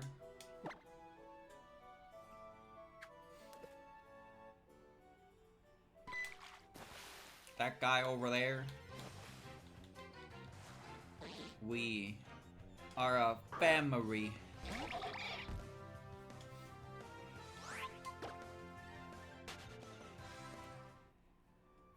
Streamer, you are wasting your time, and then I'm gonna catch the shiny, and it's gonna be streamer, we did it.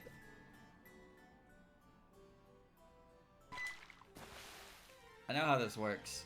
I take all the blame, and you take all the credit. Pretty good deal you got over there, huh? As the chat member. 0 accountability, 0 responsibility, all the glory. That could be me right now. I could be the guy in chat. Watching this jackass do this.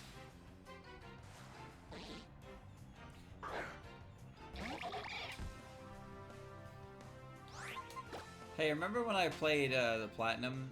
And it was, I found a shiny Wagasaki Hime in like 5 encounters. And that was like a 1... It was like a 1 in 800 or something like that. And here we are with a 1% chance, and I've been here for 4 hours. Would you watch this, though? Probably not, but that's okay.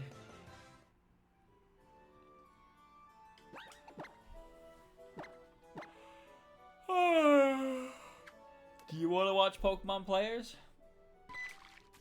Do you watch Pokemon players?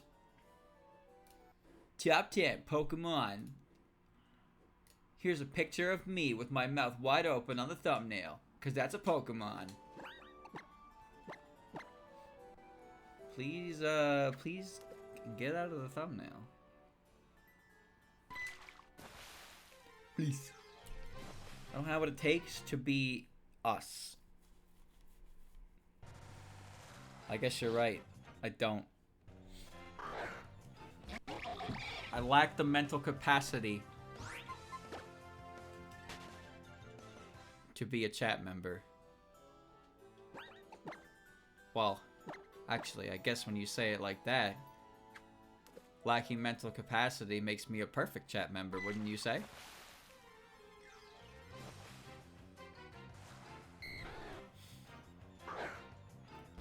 Takes a lot of effort. You know what you motherfuckers post 90% of the time? This is not a place for deep political conversations. You don't get to do that here. You don't get to pretend you're smart because you care about the current state of the world. All you get to do is post Zoom. That's it. Is that your high IQ movement? That's the best you can do? That's your politics?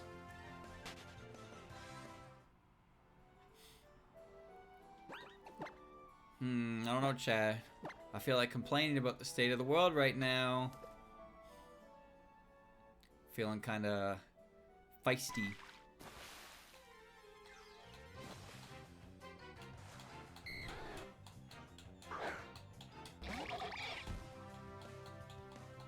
Oh, actually, you know, on the topic. Uh-oh, he's going in. He's going in. No, did you see that tweet that was made a couple days ago from Capcom's localization team? Oof. Oof.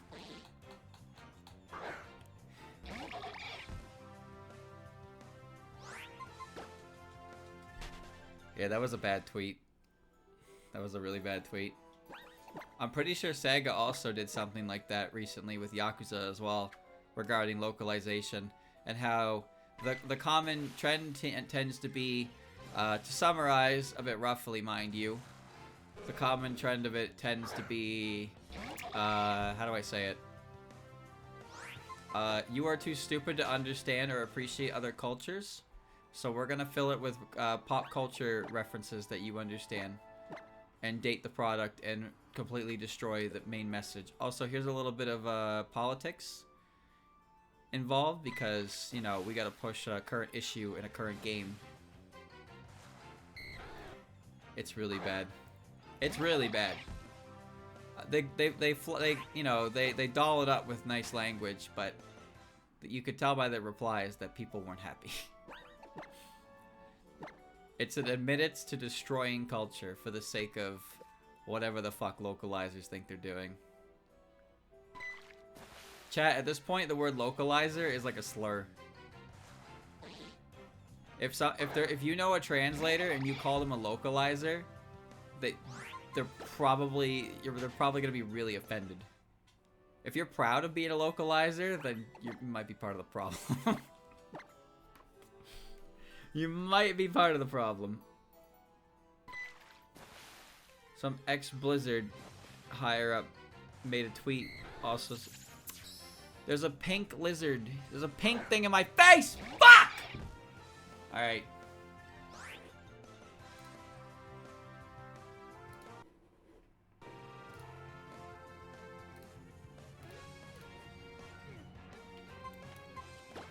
Alright. Okay, hack the purple one. I will. But I'll catch this just for the sake of catching it. There you go. I'll catch it just because, why not?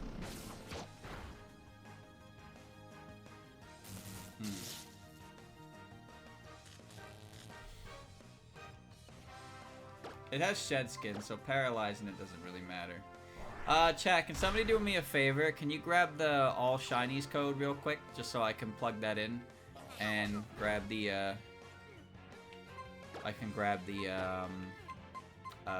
Feebas. I'm just gonna catch for the sake of it, but I'm not using this.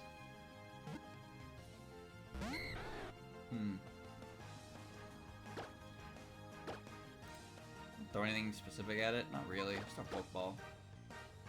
Okay. Blizzard's fan base agrees to it. Do they? Do they agree to it, or do people who are paid to be their fan base agree to it? I'll do one more fish, yeah.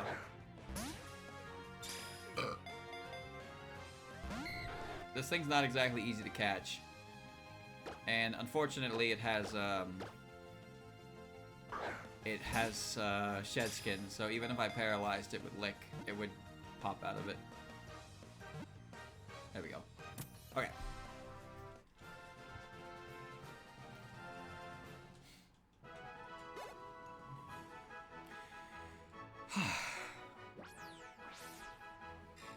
It's called the Mirage Pokemon because so few have seen it. Its shed skin has been found.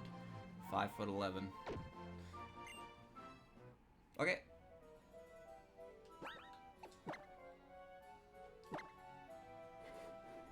Oh, hold on. Alright, can somebody hit me up with the cheat real quick? I'm gonna put it in after this fish up. No, Dratini's still a rare encounter in water, but he's not as, like... He's not as rare as he used to be. Which is nice, because Rotom was like that too. But some Pokemon, their rarity kind of falls down just because ease of access. And people want to use them, but they don't want to wait to the very end game to do so, which I can appreciate for some Pokemon. Is it a refund or 500,000 points? Well, it is purple to some people, and it's arguably a fish, so... Yeah.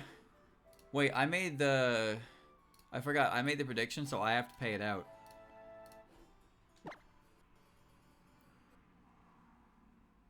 No, I'm just catching one more fish, and then I'm grabbing it.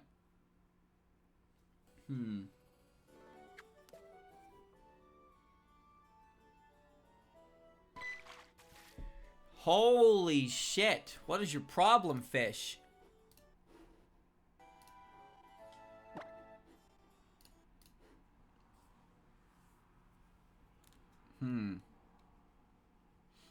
Safari Zone is endangered species. That's why Pokemon like Kangaskhan are in there. Oh my god, dude. This is the ultimate fish.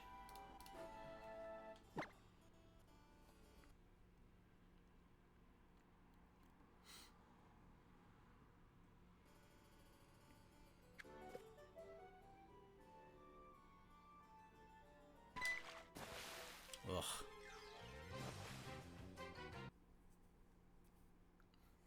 Alright. Give me the code. Give me the code, chat. Give me the code. I know somebody has it. I'm paralyzed.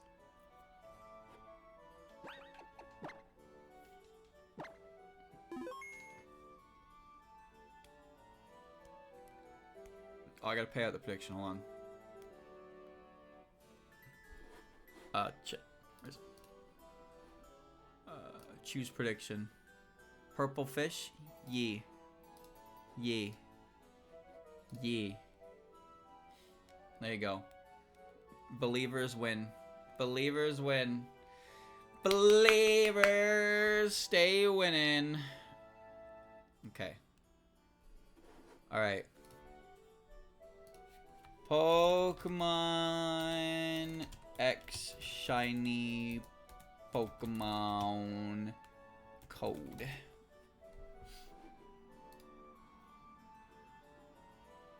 Shiny rate modifiers. Oh, cool.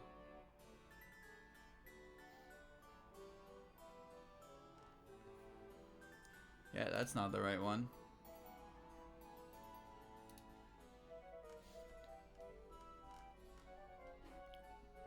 What the fuck?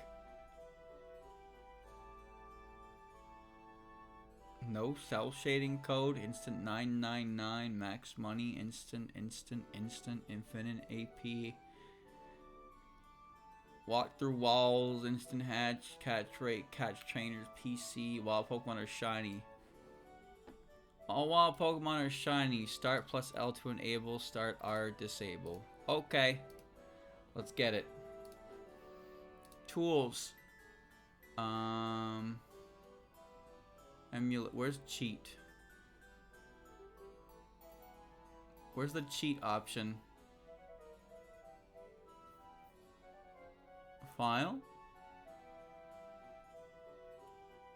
No.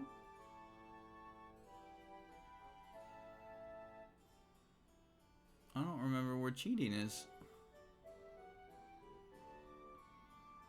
Where do I go to cheat? Configure. That's general. System. Graphics. Control. No.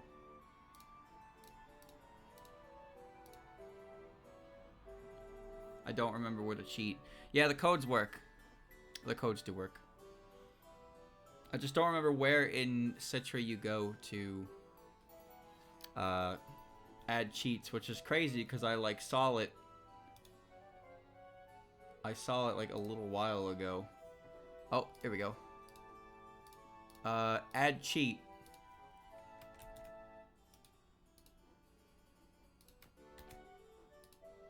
New cheat. Shiny Pogi. That's the note. Oh, why would you close the whole menu like that? Why would you do that? Why would you not just keep it up after telling me I was wrong? Add cheat. Shiny Pogi. There you go. Okay. Cheat has been enabled. Now watch as I press... I can't press L button because my L button is broken. So I can't enable the cheat.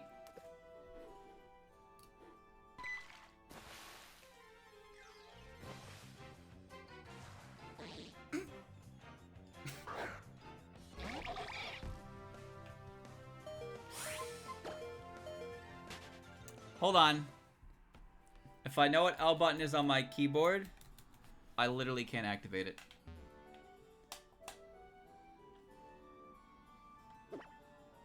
I hit the L button. I hit the L button.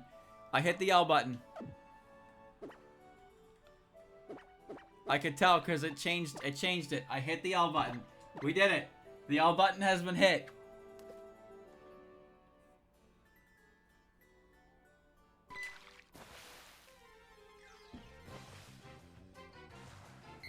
It didn't work!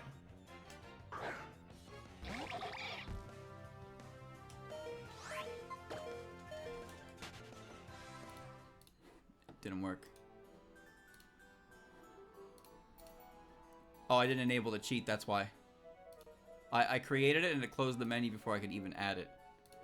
Alright, here we go.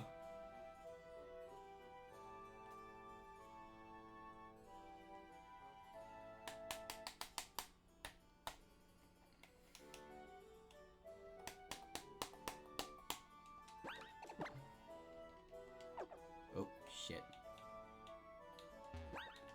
Maybe that just works.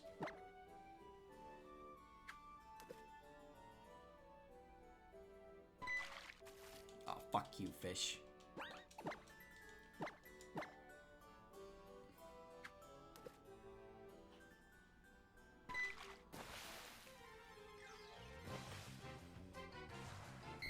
Ah! Oh, wait.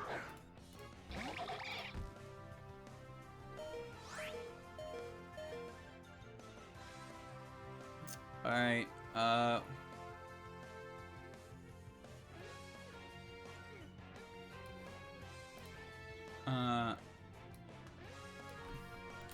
master cheat code. Okay.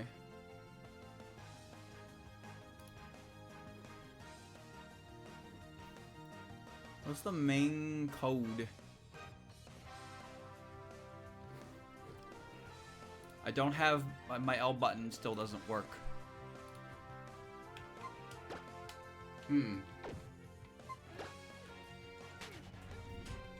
I gotta hit the L button again. Okay.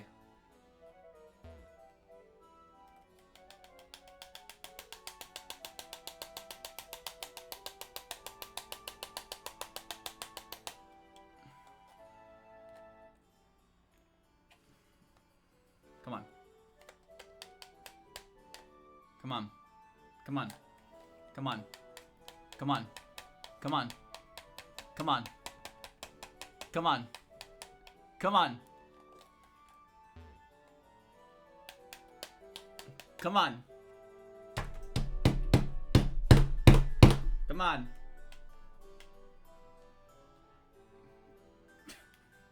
Come on. Come on. Come on. Come on. Come on. Come on. Come on. Come on. What if I rebind? What if I rebind? What if I rebind?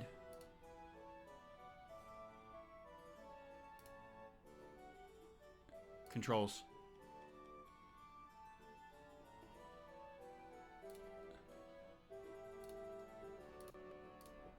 Get rebinded, idiot. Get rebinded. Oh, get rebinded. Alright. I've damaged the L button beyond all repair. Possibly even destroying my controller in the process. It's not purple. Fucking Jesus.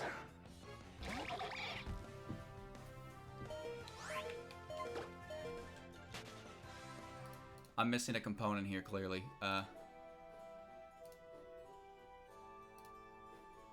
Okay, hold on.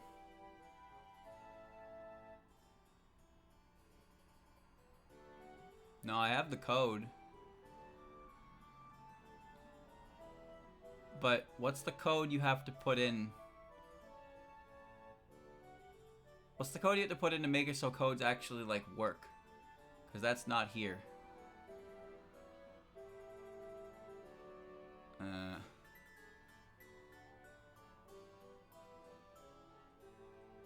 Do they all start with... Oh, wait. They are. Hold on. No, I don't think that's correct.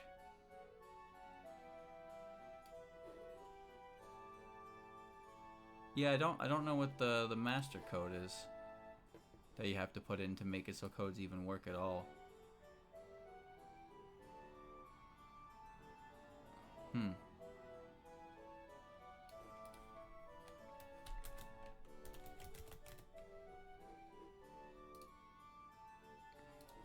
No.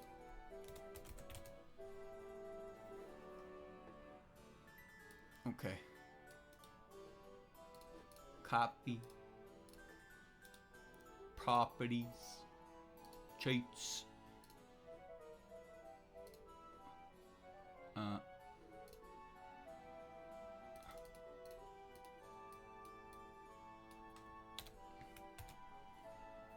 Okay. Apply. You gotta actually turn it on though. Yes, turn on. Yes. Okay. Press L start. Surely that works. Alright. No, you shouldn't need to restart the game.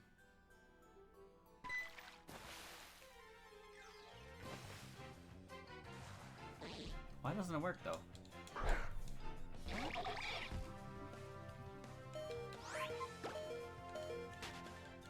Am I putting the in the wrong space? Do I need to put like spaces in it? Why is it not working? I don't understand.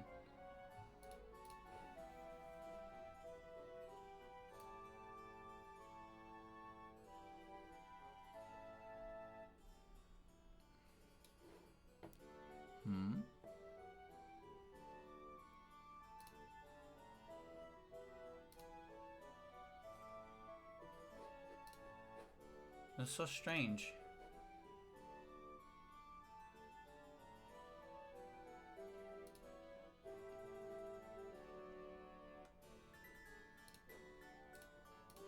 I've done this before, is the thing. Like, I've used this code before. I don't really know why it's not working, though. It's the problem. Is it like a spacing issue in the code? Do I need to put spaces between it? Do I need to remove the spaces? I don't actually know what I'm doing here.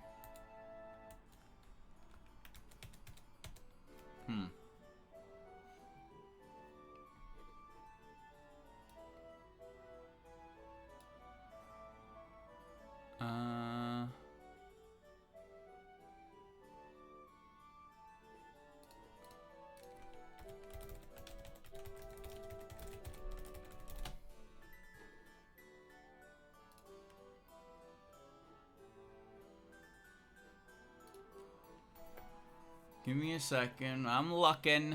And that page is just not loading.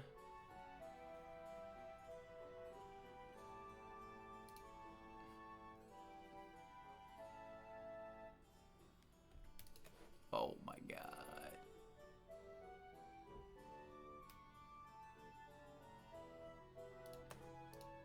Wow.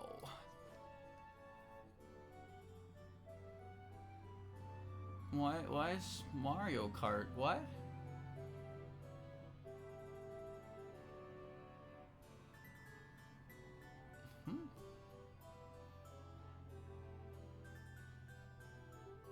Game ID in text format.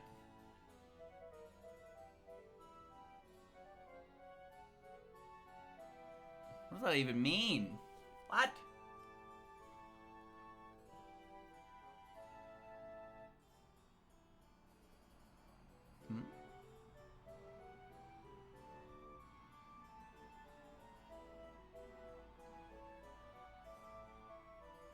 This poor guy. Okay, so I'm pretty sure I did the steps right, but when I load up the game, it says that my game data is corrupted. Could you possibly help me? Posted June 9th, 2022. No follow-up response. Oh.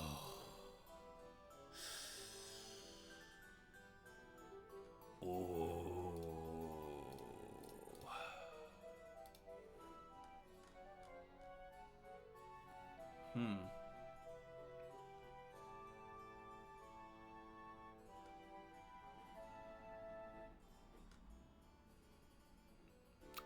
I don't know.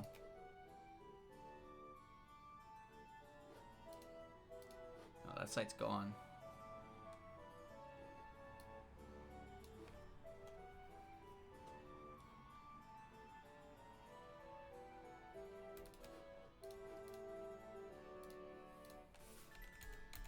Yeah. Yeah.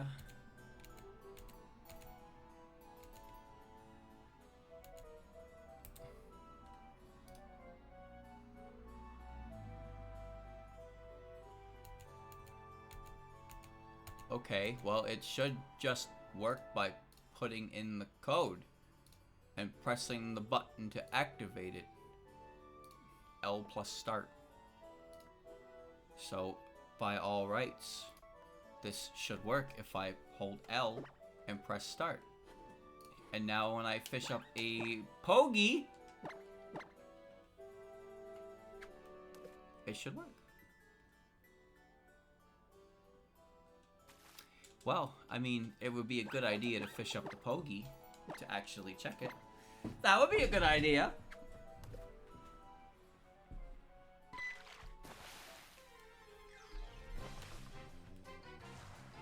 Magic.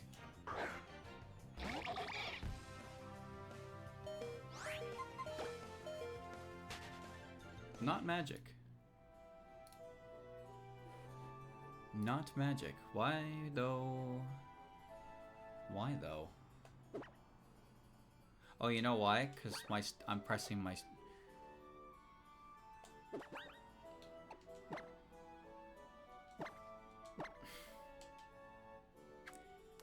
My start button is not my start button. It is on my controller, it's not the start button though. It still didn't work. What does the start button do on a DS, chat? Which one is the start button and what does it do? We're gonna have to go to the controller and figure this out. Configuration. Controls. What is the start button? ZLL. Debug power. Start is button 7. Oh no, it's start. No, it is the right button. It is the right button, so it should work, but it doesn't work.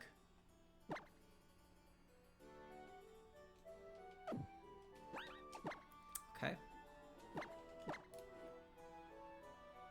No, the pause button is actually tied to Y, like the menu. But the start button on the DS isn't really like that. It's weird. It just doesn't work.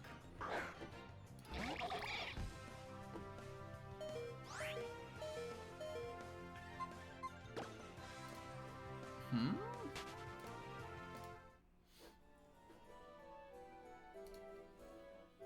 Start L while Pokemon shiny. Start plus R.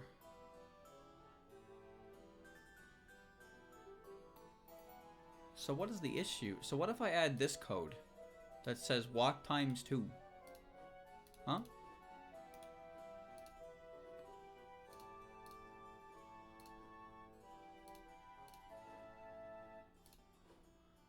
Oh my god, please tell me it.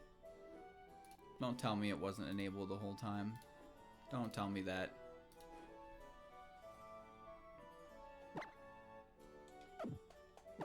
No, L button I rebinded to L2. So it should still be the L button. I made sure to check specifically.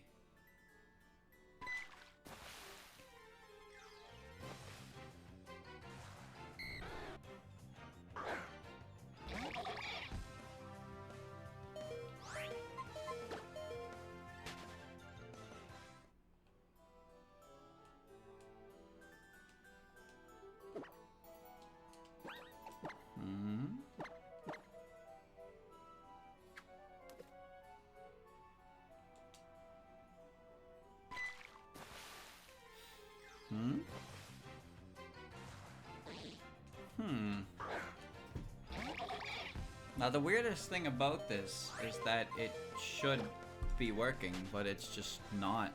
And there's no real reason for it to not be working. Add cheat. Speed walk. Code.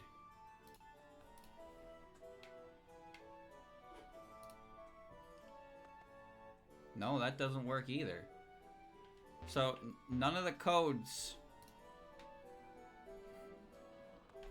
Why don't the codes work?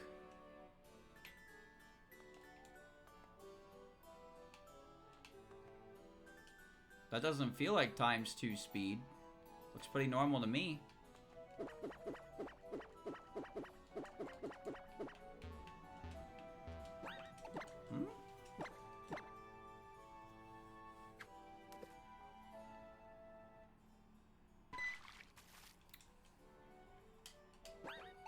Okay. Because normally, isn't there supposed to be a code you have to input so, like cheats even work?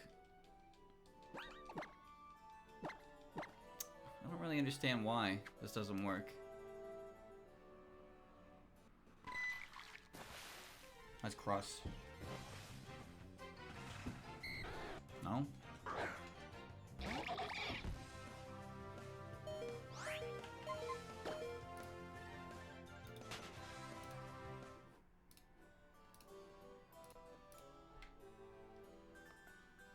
No, it doesn't. The speed is not changed.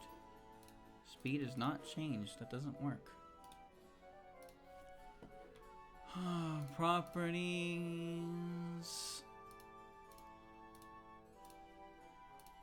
No.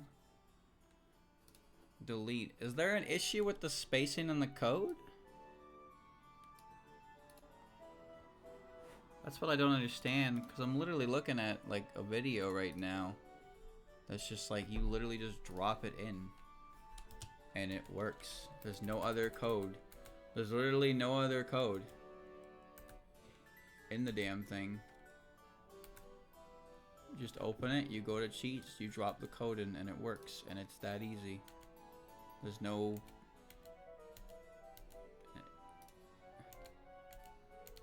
What?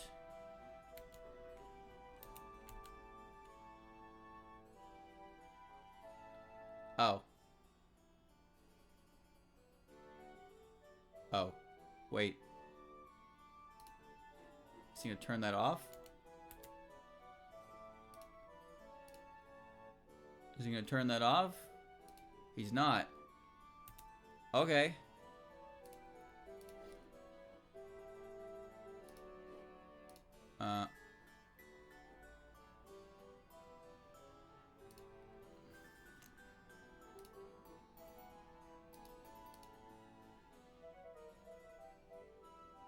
Only available when the game's not running.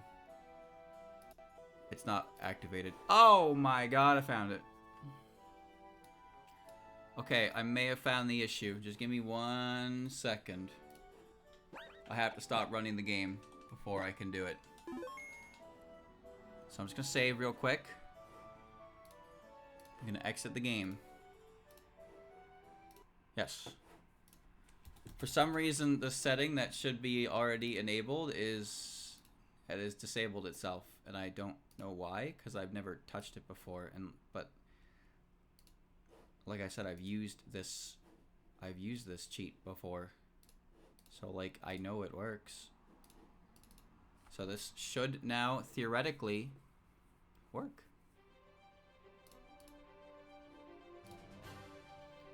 This should do it. All right. This should do it. Watch.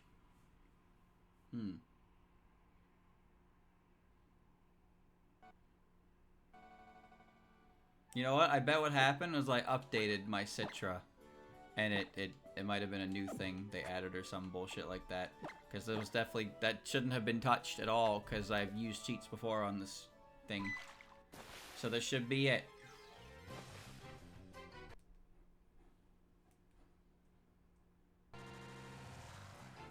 Are you kidding me?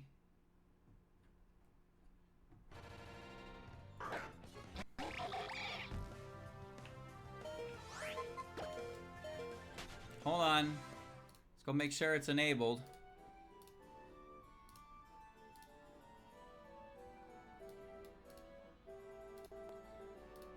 Okay.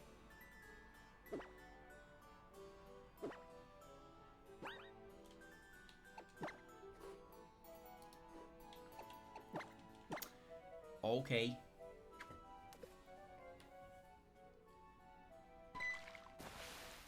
Shit is enabled. It's not purple.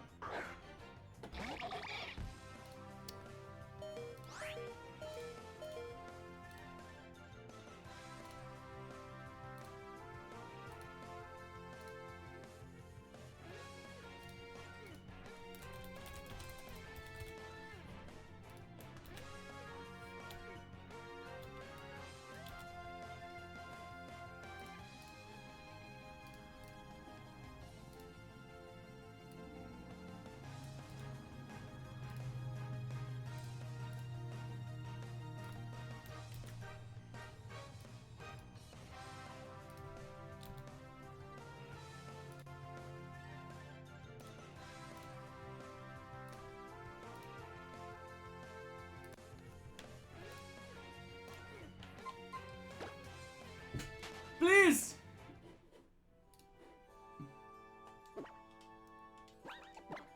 Please! I beg you. Come on. Come on. I don't understand, man. Well, I just reset the game. Just L or a, oops.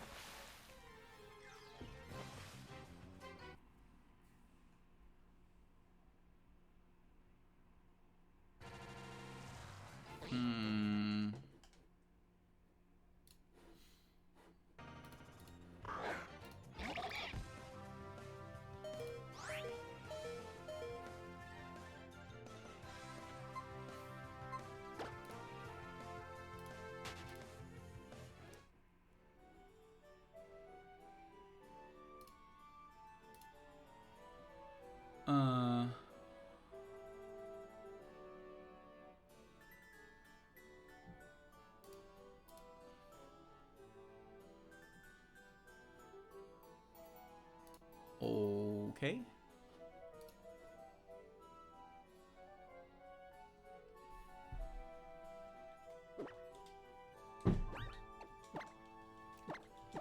I'll try another code in a second.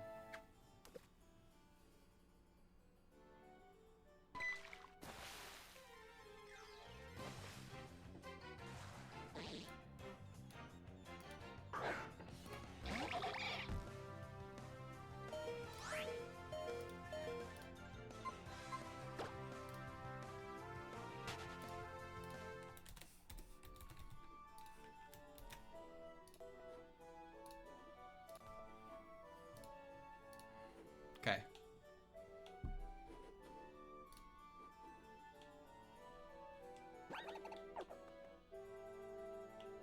No. No, it doesn't work. It's not working.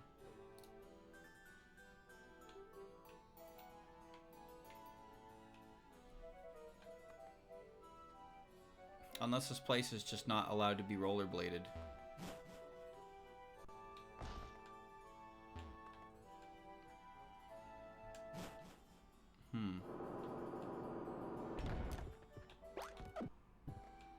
Nope. No, it, I don't know why, but none of the codes work. It just doesn't, none of them register for some reason, and I don't really get why. Got a code that works? Alright, well, send it my way. I'll give it a try, but from what I understand, all I'm supposed to do is put the code in the menu and turn it on, which I've done. And I have a code on right now that's supposed to give me ×2 walking speed, and I can tell you what it's definitely not doing.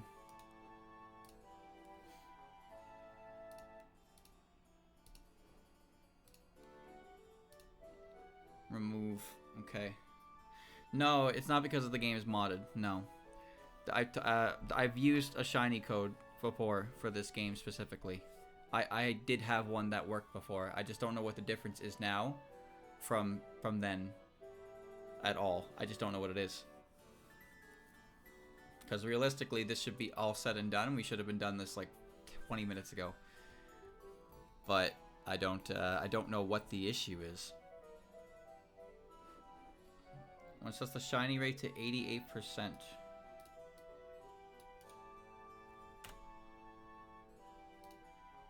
Okay.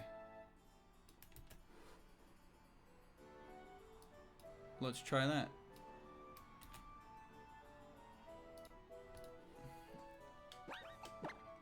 And now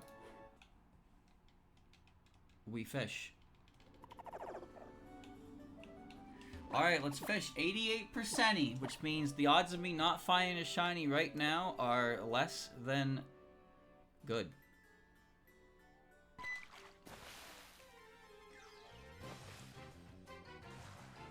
That's insane. But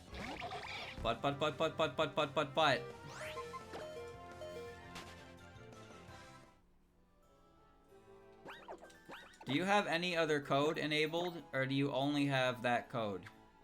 Because am I missing a code or something? Or I need to press a button input to make it work? Like, I don't understand what I'm doing incorrectly, because by all rights, it should just work, right?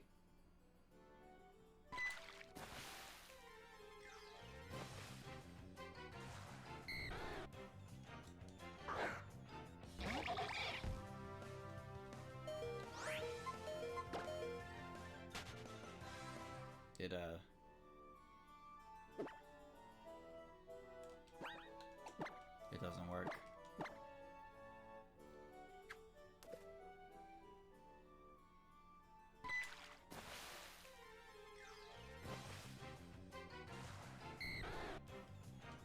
Start the game after enabling it.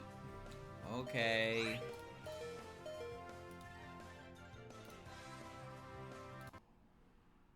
Okay. Chad, I thought cheating was supposed to be quick. I could have caught an actual feed bass in the time this is taking. Good lord. Ah!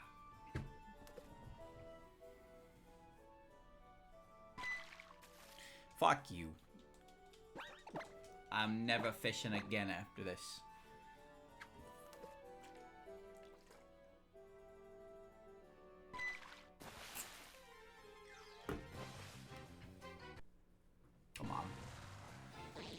That's a fish.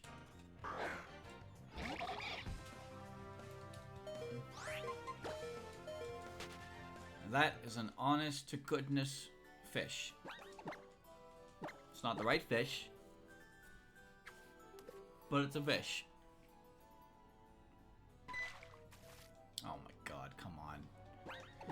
It's not wasting my time.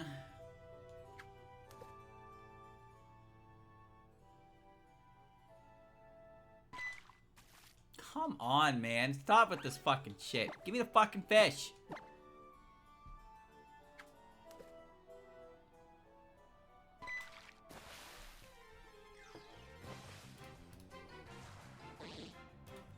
Yeah, it clearly doesn't work.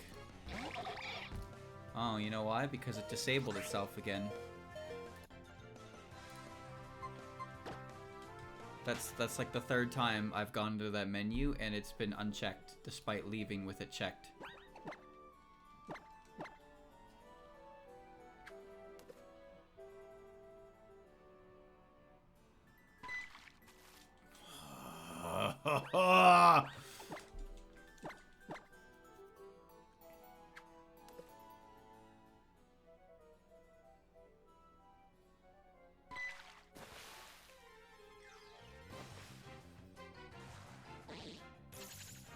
There you go.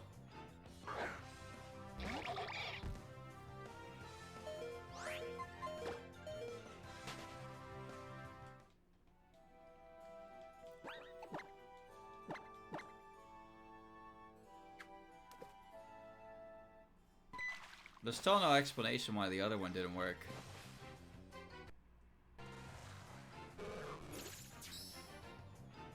It does indeed work though. Alright, we're just here to grab a purple Feebas.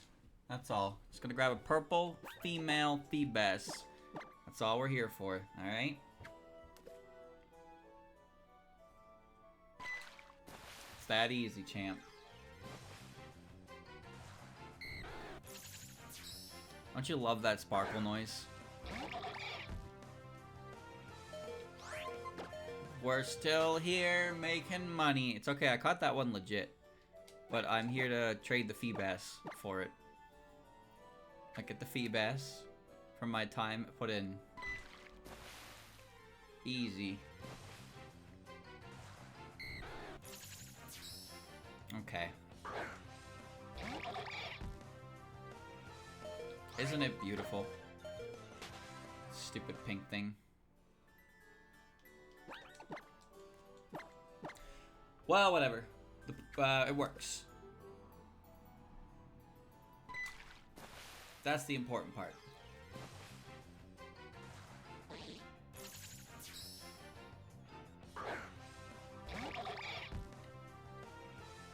Nope. Please. There's actually a gender difference to Milotic if you didn't know. The eyebrow hairs are longer on the female one. Does it matter? Not really, but it matters to me.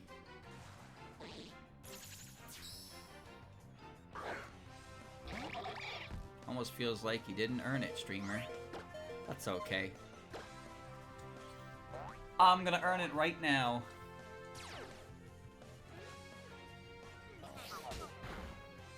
Huge damage.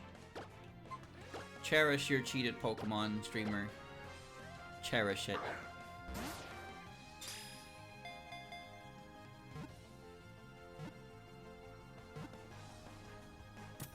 Good.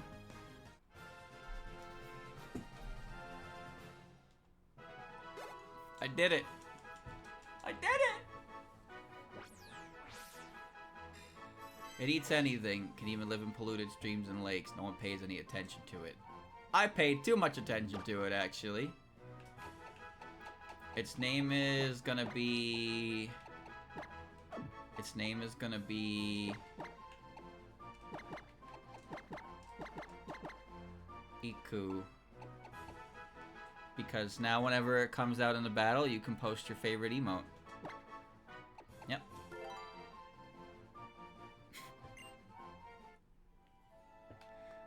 Alright. Let me just disable that now because I don't really want that active the whole time. But it's there in case I do, I guess. Okay, it's off.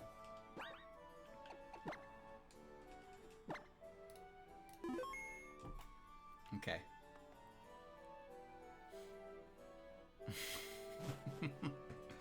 All worth it. Streamer, you spent 5.5 hours, 6.5 hours, so you can make a cum joke? Well, chat member, there's a lot of things we sacrifice in the name of comedy.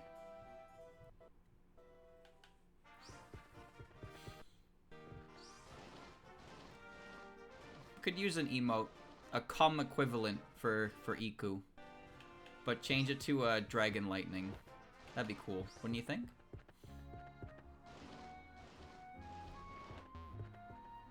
Alright.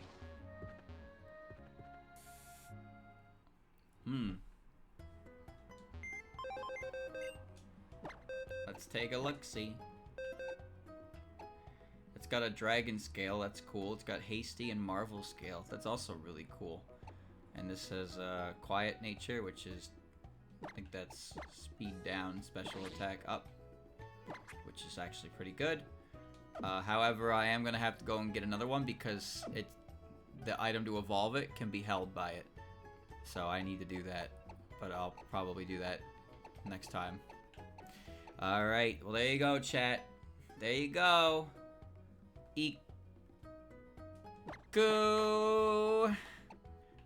Who are we getting rid of? Lucario. That's what. Okay. Do I need to upload the VOD? Not really, actually. I succeeded. But because I caught the shiny, I'm gonna have to upload the VOD just for the sake of showing that it wasn't all a waste of time. Alright, but yeah, next time, chat, we're stopping now, but we completed our goal, so it's we'll take that. But next time I'm gonna have to go back and get a Feebas and get a prism scale off of it so I can evolve. Because in this game they changed it, so instead of a prism scale being a trade item, you just use it on the Pokemon and it will evolve into Milotic like instantly. So we'll probably have that ready. Alright, yeah. I forgot Dead Gulpin. You know what? That's a next time issue. That's a next time issue. If I run away with a Dead Gulpin, because I need to go back anyway. I need to go back anyway to get the Feebas, so I gotta keep it anyway. Okay. Okay, chat. So this VOD is going to exist, but it's not going to be worth a damn. That's fine, though. I'll still upload it. But I'm only uploading it because it's proof that I did catch that Dratini. It was legit, so I could cheat in what I actually wanted without feeling bad.